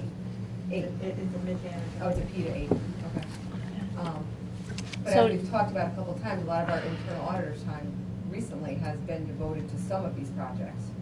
So, right. Okay. So it would be an experienced person that you would be looking for, not just an entry level or. Mrs. Marmee. I'm curious if you if you can put this into a cost-benefit kind of analysis for us, are we missing opportunities or are we losing potential monies for the town by not having this person? I'm looking specifically at the grant accountant in terms of, are we doing everything I know we're doing everything, but could we do things even better for the grant applications, for example, to make sure they go through, that we have a better chance of getting these monies? Can we look at it from that perspective, that we may be missing opportunities from a cost standpoint if we don't hire somebody like this? This is, it's hard to answer that question. For example, you said we're doing all this or not. Let's take the top one. Frequently, the finance department has no idea that a grant exists until the finance department receives a check. So there's nowhere in the town where all the grants are accounted for, recorded, and watched. There's no account, there's no receivables book. It's a mishmash. Okay, so that's one part. The second part of the grants is, since grants sometimes get approved and by other departments, I'm not sure anybody's doing a cost-benefit analysis of the grant. Right. To do something simple. Let's say someone says, oh, I'm going to pick on the police department for a second. Somebody's going to fund 2 policemen this year, but does that mean that we have 2 policemen fully on our staff? How much is it going to cost us over time? So no one is doing, do we have any grants like that? I have no idea. Because no one is managing, no one is tracking, no one is paying attention to the grants. So no, the FEMA grant accounting, obviously we have to do that. And I'm sure if we screw that up, we'd be subject to some kind of liabilities and suits and then payments. The capital asset project management, that's kind of, that's not a building manager. Let's not go overboard on that one. That's not like managing the building committees type of thing. But what we don't do is really maintain records on all these grants, like how much money we're spending, what the payables are.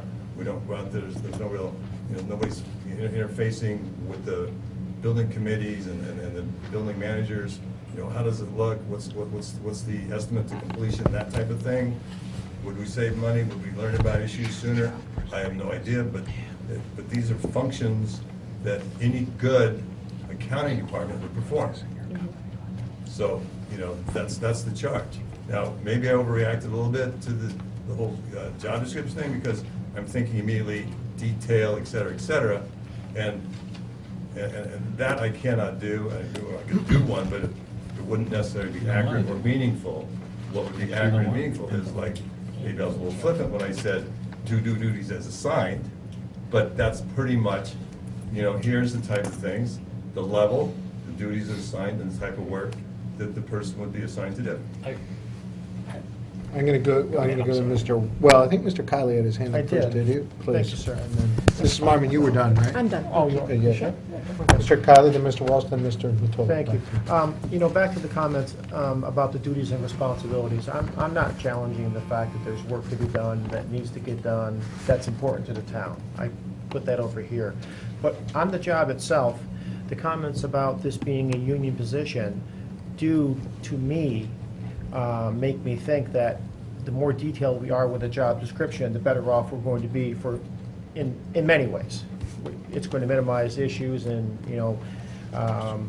people being confused about what they're doing. It's going to, keep the department organized and focused and make sure that everyone knows what they're doing and what their role is, right? So I think a thorough job description is most definitely in order. And even without the generic, you do what you're told kind of a thing, and on the other side of the spectrum, you may not know what this person will do every day, especially when they first start, before they learn how to do something and get better at it and take less time. It will evolve. But that said, this is a union job, correct? So generically, what type of person would you be looking for? A person with a 4-year college degree, an accounting degree? Help me understand that part at least. I'm looking for a senior accountant. Correct, but... I don't say black, I mean, an intelligent senior accountant who learns quickly on his feet or her feet. Like, for example, you're talking about your specific job. I could put together a grant accounting job description. And then I could hire someone to do that. And then once that's implemented, I could find out that guy only needs 20 hours a month to do the maintenance. Now I have a union employee doing something for 20 hours a month, tied to his job description, that the town will pay for 20 years. That wasn't my question, but thank you anyway. What I'm really asking is, are you looking for a person with or without a college degree, with or without, or what level of experience, and specifically, you know, where they would fit in the grand scheme of things here? You know, because you have accounting clerks, accounting associates, payroll clerks, and I don't know all their backgrounds or whether they're, you know, Thea 7s, 8s, 10s, whatever they might be, but there still needs to be some kind of order of magnitude of where this person's going to fit in and what type of person they are. So I think that information is important. Well, it's a Caitlin, Linda kind of person that has a college degree, that has experience. Okay, we can stop. No, sorry. I think it's clear from the board that you'd like more detail. I think you've raised a number of issues. I think those are valid. Rather than spending a lot more time tonight talking around this, because I think a lot of people have the same questions, give us a chance to go back and reformat this a bit and see what we can do to help clarify the questions that have been raised. Thank you, Mr. Tetra. I'm going to go to Mr. Matola just because he had his hand up, unless you want to. No, that's fine. I don't need to say anything else. I think Okay, that's Mr. enough. Brown? No, I'm fine with that. Mr. Blair? Anybody else? Mr. Walsh? I agree that what the first selectman just said, that we could go back. I also think Bob started making some more points that I think were a little clearer the second time around. And that, I think clearly there's a need for another position. I think the operational audit said we needed 2 positions there.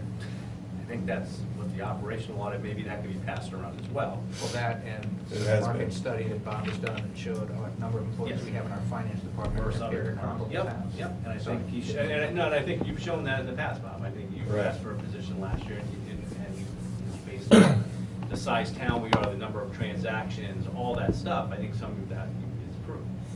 I think based on this number of workers, could be an argument after someone's here for a while that there might be another position needed, but at least to start off with a position. I personally would like to see, to know what things on here they'll definitely do versus what are going to be special projects. I understand that their role could be filled up for a while with some of the grant accounting getting it done. Definitely the FEMA stuff, but that might only last, the FEMA stuff could last 2 or 3 years or something and roll off after a while. You know, clearly there was, I think it's for the second year in a row on the audit report, it showed up about the capital. I don't know if it's the first year or the second year, but I know with this whole thing regarding tracking some of these building projects has popped up on that list. I would like to know that a couple of those things are not going to be showing up again. Right. So some of those would be definitive things, so we don't have them keep showing up on the audit report. Other of these things, maybe towards the bottom, or maybe still are special projects. So I definitely support, I think, a position there. I think it just has to be a little bit better detailed, kind of like what you're saying. I think that's what we're all saying. I bet, if I may, I bet if you go to the old job description of this position, it may be very relevant for you today. It may be something you can use. I think you have to coordinate that with human resources, so. Basically, none of this stuff has been done here. I don't think. I know, but it comes under the general scope of accounting works, a lot of it does. Right, that's what I'm saying. Maybe Just we're let's go gonna- away, instead of talking about it here, let's go We away can talk for a and long put it time together. tonight, unless we're going to start serving Yeah. beer. Oh, I'll go for that. Yeah. We are? Any other questions on this item?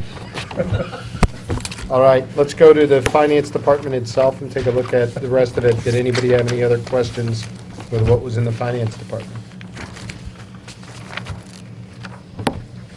Okay, seeing none. Thank you, Mr. Mayor. We'll go to Mr. Ross in the assessors department, page 189.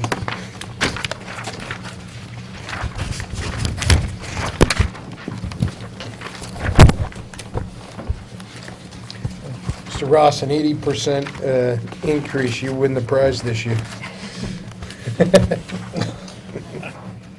Welcome. Glad you brought that up. Took a little history in that. Maybe there is a little mystery. Sure there is, I know. Go right ahead. There was a transfer, and again, Finance Department's going to have to help me out on this one. There was a transfer from From contingency. contingency. Yep. Okay, so that number is not the actual final number for, What was the transfer? it was from, it was 428? It was 428. 428, Plus the that's what I thought. 25.2. Yep, Okay, which gets you to 453.2. yep. Thank you. Okay. The current, let's talk about the current now. The contract for the revaluation is 844. So 422 of that would be the obligation in 16. We're meeting half the obligation in FY15. So 422 would be, again, the contractual obligation, the vision. Sorry. Mr. Rush, I'm sorry. Okay. 422 would be the contractual obligation we have to Vision Government Solutions. Okay. We're also asking to perform 40 personal property audits for $20,000. It's an increase of $10,000 from last year versus the 20 personal property audits that we did in the current fiscal year. In other words, the personal property audits are revenue generator, basically. So we're proposing to, again, double the number of audits so we can increase the revenue generated. And 15,000 requested to provide professional support for court cases that arise, which is the same as last year. 15,000 is what we had last year. So basically, we're meeting a contractual obligation to Vision Government, doubling the number of personal property audits, keeping the support for any litigation the same. So if we do the math, we're going to 457 from 453.2. It's like 0.84% increase on that one. Any questions yeah, go ahead, so sorry. far? Just- any questions? Yeah, sure. The personal property audits, is that more commercial? That's for businesses, it's for commercial personal property. Commercial personal property is taxable, computers, furniture, fixtures, equipment, et cetera. We have an independent auditor, Charles Feldman, who conducts those audits each year. We select randomly businesses in town for, again, review, okay, the review of the personal property declarations. Every year, we have actually gotten back much more revenue as a result of these audits than we put in. I think this year, we invested, I think, something around $10,000, $10,000, and I think we got back a return of something like, I want to say 70. That's not what's reported in the budget book. What's reported in the budget book was the last actual.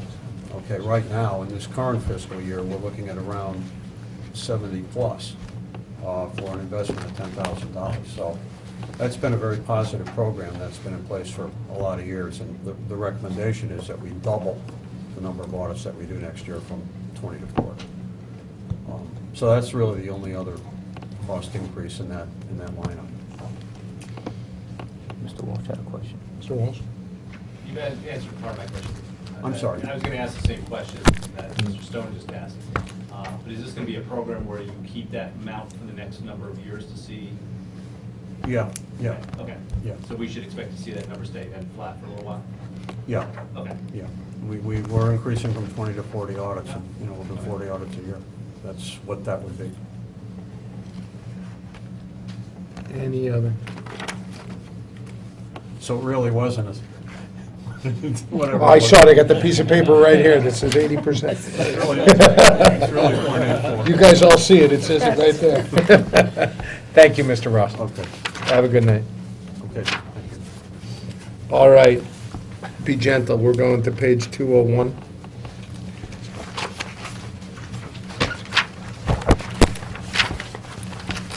This is the Board of Finance. Get a raise. Does everybody recuse themselves on this one? Yes. And look, we're going down. All right. Any questions?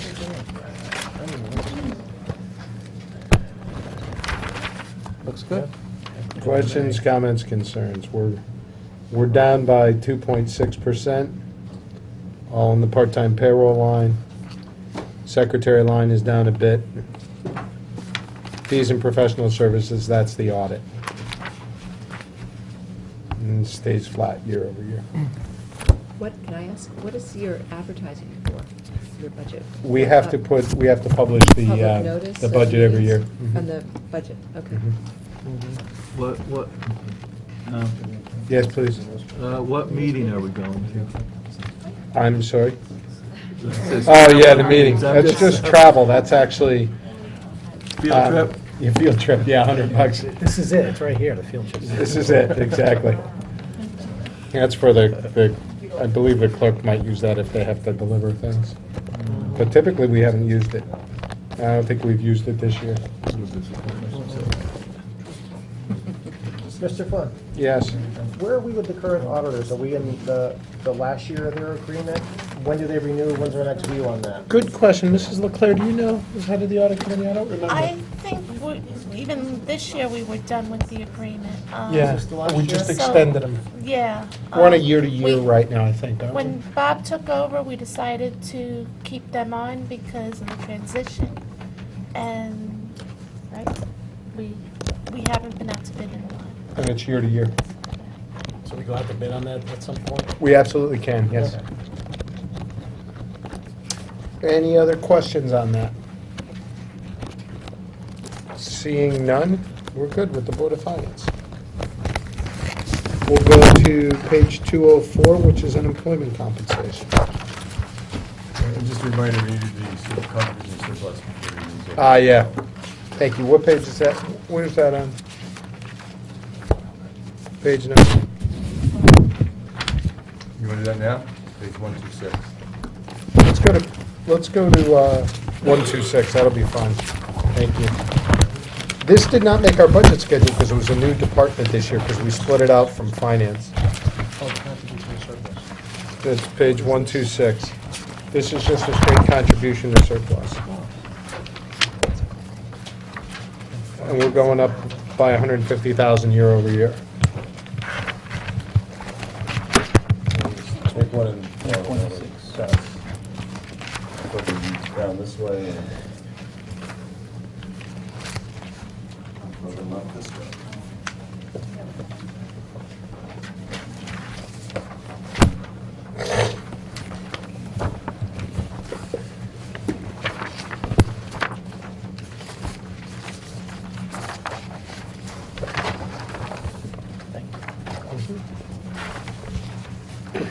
Go ahead, Mr. Mayor. Yeah, we got it. So the fiscal year, this is something that the Board of Ed started, Board of Finance started effective fiscal year 15, contributed $500,000. The budget for 16 is $650,000, increase of 30%. The document that we passed out shows the general fund balance on a budgetary basis for fiscal years 10 through, projected through 15, assuming we meet our budget exactly. And then it shows three numbers in the gray zone relating to various contributions, addition of contribution surpluses in 16. And also, as you know, the committee of the board recently passed the Board of the Fund Balance Policy, and which we're trying to stay within, which requires us, doesn't require us, but recommends, encourages us to continue to increase our percent of fund balance. So going down the list, you see that at the end of 14, The actual number, 7.64%. 15, with the, assuming the budget comes in right on target, revenues and expenses, with the $500,000 contribution to fund balance, it's budgeted, that 7.64 would come down to 7.52. Right now, just for clarity's sake, we're pacing well ahead of just that 500,000. Based Yeah, on based the upon the quarterly review. and of course, we had a couple more snowstorms since then, and things have deteriorated somewhat. We're looking at that, but we don't have anything lined up to be able to report on it as of yet. But you're absolutely correct. So then you have options 2, 3, and 4. Option 2 is if the town bodies accept the $650,000 recommendation. That would increase the 752 up to 765. If you go to item 4, it's budget $50,000 less, go down to line paren 4, close paren, it would be 763. And if you budgeted 550 instead of 650, it'd be 761. So to realize, to get back to the point of fiscal year 14, assuming a balanced budget in 15, we require the contribution at $650,000. Thank you for the analysis. Do we have any questions on this? Seeing none, thank you. Appreciate that. We'll revisit that when the budget's done to make sure we're still in sync on that, okay? And we're trying to update the quarterly report. Great, thank you for that, too. Question? Please. When you said the fund balance policy, is that, I know it's a policy of this board. Correct. Is it written out somewhere? It is. We can get you a copy of it if you don't have it. That's fine. Or is it online? I can pull it online. It's online. It's in the CAFR. It's in the financial report. Is the whole thing in there? Because I thought they only give an abbreviated version. No, there's an abbreviated. It's extremely clear to other communities who come to me asking for it. Yeah, I mean- They have a copyright on it. Did you write it? He did. I'll get you a copy. He's Thomas Jefferson. Did you got one? I like it. Thomas Jefferson of the Fund Balance Report, Mr. Jim Wall. Just sign your name big. Like Linda's going They haven't to paid add my it bill yet, though. to the documentation for the budget process. Excellent. The Fund Balance Report, thank you. Let's go to page 204, which is unemployment comp. Go right ahead, Mr. Mayor.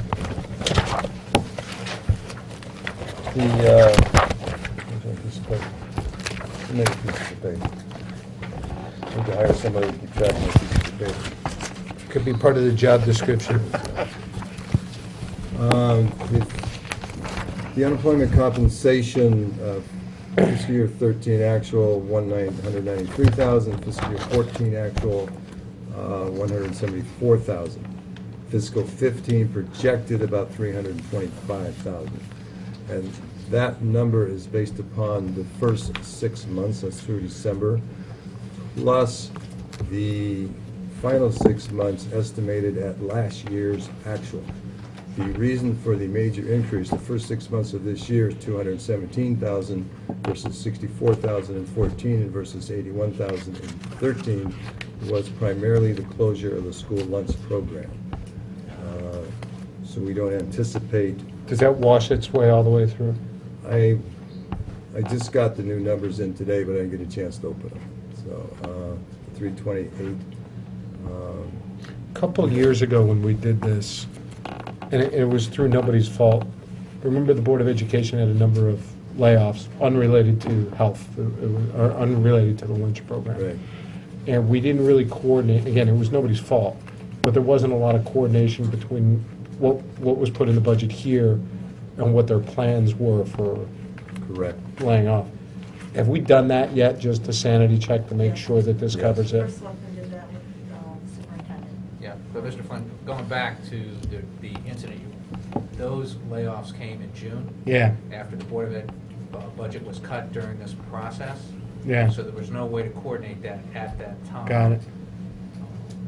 And we also have based on recent changes, but I think most folks are aware of, a shorter unemployment period Yeah. we had going back to that time.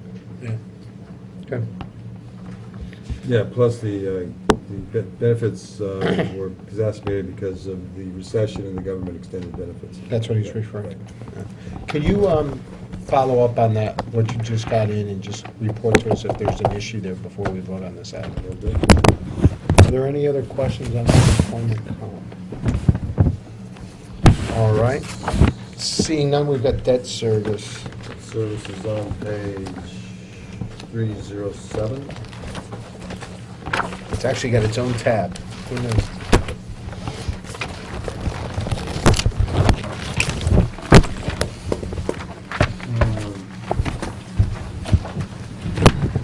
Something that we've all been looking at every time we looked at the waterfall for the last 3 years, but no one really just kind of jumped up out of savings this year. Basically, the amounts that are on page 307 are the amounts that have been on the waterfalls, are the amounts that per bond council for CT class. There's a big difference this year versus last year in that if you go down to the line item principal pay down of bond anticipation notes, $318,000. Last year, that number was $2,987,000. And what is the difference there? Because I caught that and I wasn't sure, was there a change in policy of some sort related to our pay down of bands? There was in 1996. Okay. In 1996, under Paul Audley's administration, lady as CFO, they went from equalized payoff each year to a 0, 5%, 5%, 90% payoff. And the town has been doing that subsequent ever since that time. So What does that mean? Explain that. That means we ban every year, short term, it's banned for a year, it rolls over. And then the policy is like, this year we banned $11 million, I think, $12 million, 11 point something. That means the first year, there would be no principal payments, interest only. On that year's. Specific ban. The second year, no principal payments, interest only. Third year, 5% principal payments. Fourth year, 5% principal payments. Fifth year, 90% principal payments for the short-term portion of the ban. Also included in the ban, there will be long-term projects that are 20-year type projects that will ban short-term to save on the interest expense. So those get paid off, but then in that fifth year, they get rolled into a bond. And so what you have is your given payments are based upon the schedule of what your prior bans have been. Can you show us the schedule that backs up this 318 now? Is it in the waterfall that we can, is it easily called out in the waterfall? Yeah, I actually have a copy. Is this the latest waterfall? Yeah, this is the one from 9/17/13. Do we have the 14. absolute latest? Actually, here's three, actually. One from September 13, February of 14, and September of 14. I'll circle the number. The number is different. It's 314,000, not 318,000. Clearly found a minor. Why is bond council doing that and not? They track that stuff, CT class, CT,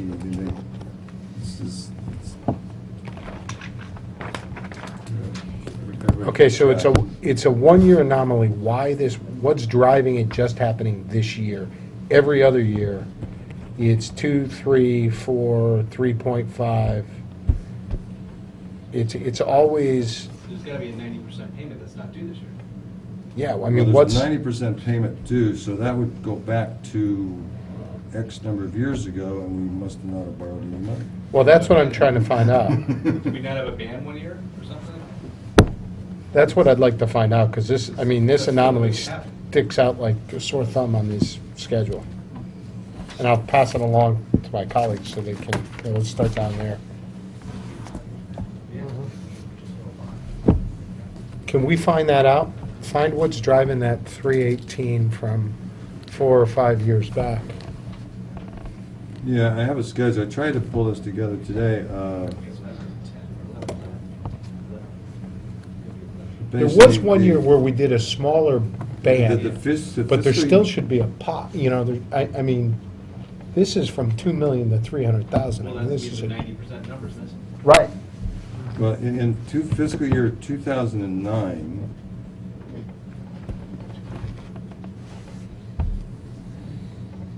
well, I mean, if the band would be for this shows no payments due. In,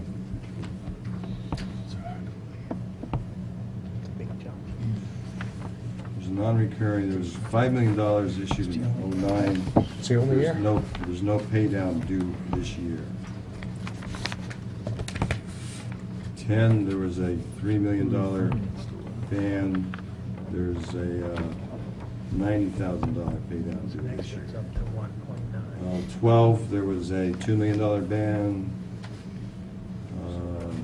What was the 11? $100,000. What was 11? New money borrowed, $2 million. Okay, so 90% of 2 million would be due under that scenario. No, that would be, no, it'd be 5%. It'd be 90% in What about 10 then? Then what about 10? 10. 10 is $90,000. No, what was 16. the band? The band in 10 was 3,000,001. Okay, so 3,000,001 times 0.9 Paid down. would be 2.8. Yeah, the band, the statutory pay down in July of 14 for that was 2,490,000. So we're missing a year, so where's the 11? The 11 ban is. The million, that would be Did we 2 not- million. Yeah, I'm just looking at that, I'm just noticing that there is no number on the schedule for 11. Did we not ban in 11? Maybe there wasn't a ban. Can we check with our records, but Yeah. also Matt from? Yeah. It would make sense. Well, if there was no ban in a Yeah, year, but I think there 5% was. payment. Yeah. The other ones. Yeah, this schedule has, it has 9, 10, 12, 13, 14. Does not have, No, we had well, bonds. 11. There's 9, Yeah. it's actually fiscal year 11 is what's missing, not calendar year. Right, so can we follow up on that? That's a big, that's driving everything here. Yeah, And it sticks out like a sore thumb. right. Yeah, I'm surprised I didn't notice that. You were missing. Well, Somebody what noticed. it does though is it creates a pop next year in your tax rate. Yeah, one of the things, I mean, we've all looked at the waterfalls and just give you copies, right? You know, there's a lot of volatility in our long-term debt as well. And it really doesn't cost a lot more to issue debt every year. Mhm. So I'm actually, one of the things I'm trying to do, I don't want to go there, but is to put together a program, because if you look at the long-term debt going forward, we have some increases like $3 million a year. Right, and this can be smoothed out and made less volatile if we borrow every year instead of every other year. So it's a project, it's on the list, and this, last year we did bands only, this year we're doing bands but when we do the bands and long-term bonds, but hopefully by the time we get to that point, when I say this year, I mean July, this calendar year, next fiscal year, when we get to that point, I'm going to try to put together some kind of schedule that eliminates this volatility. I just haven't got there yet. Would it, if, under your scenario about we bonded every year, then the longer term stuff would not have to be put on the ban, right, for a while? That would be part of it, yes. Why wouldn't it make sense then on the shorter term stuff, just so that for the taxpayer, there's more consistent payment in the budget? pay some to do this year. 20% every year, 20% pay down of principal. Yeah, and that's, it's gonna be part of, what we're looking at. It's an overall analysis. It's an overall analysis, yeah, because, here's what happened. Somebody started this in 1996. It worked well that year. It was. And it worked well, 96, 97, 98. Then it caught up with itself, Yeah. right? After 4 years, it catches up with Well- itself, so it's just the same. Yeah. But- So, Yeah, but then to get back, then you start. Yeah. well, here's the other thing, though, Yeah. your interest rates are still at low levels right now. By the time you get this analysis done and say, oh, now it's time to do all this, the interest rates could be at higher levels, which is gonna blow up the whole thing. But it'd still be smoother. It'd be a smooth, blown-up number. So the quicker you could do it and take advantage of something, if in fact there was something to be taken advantage of by refinancing now, the better off we would be. Yeah, well, there's nothing more to refinance. We are refinancing now. Right. You know that?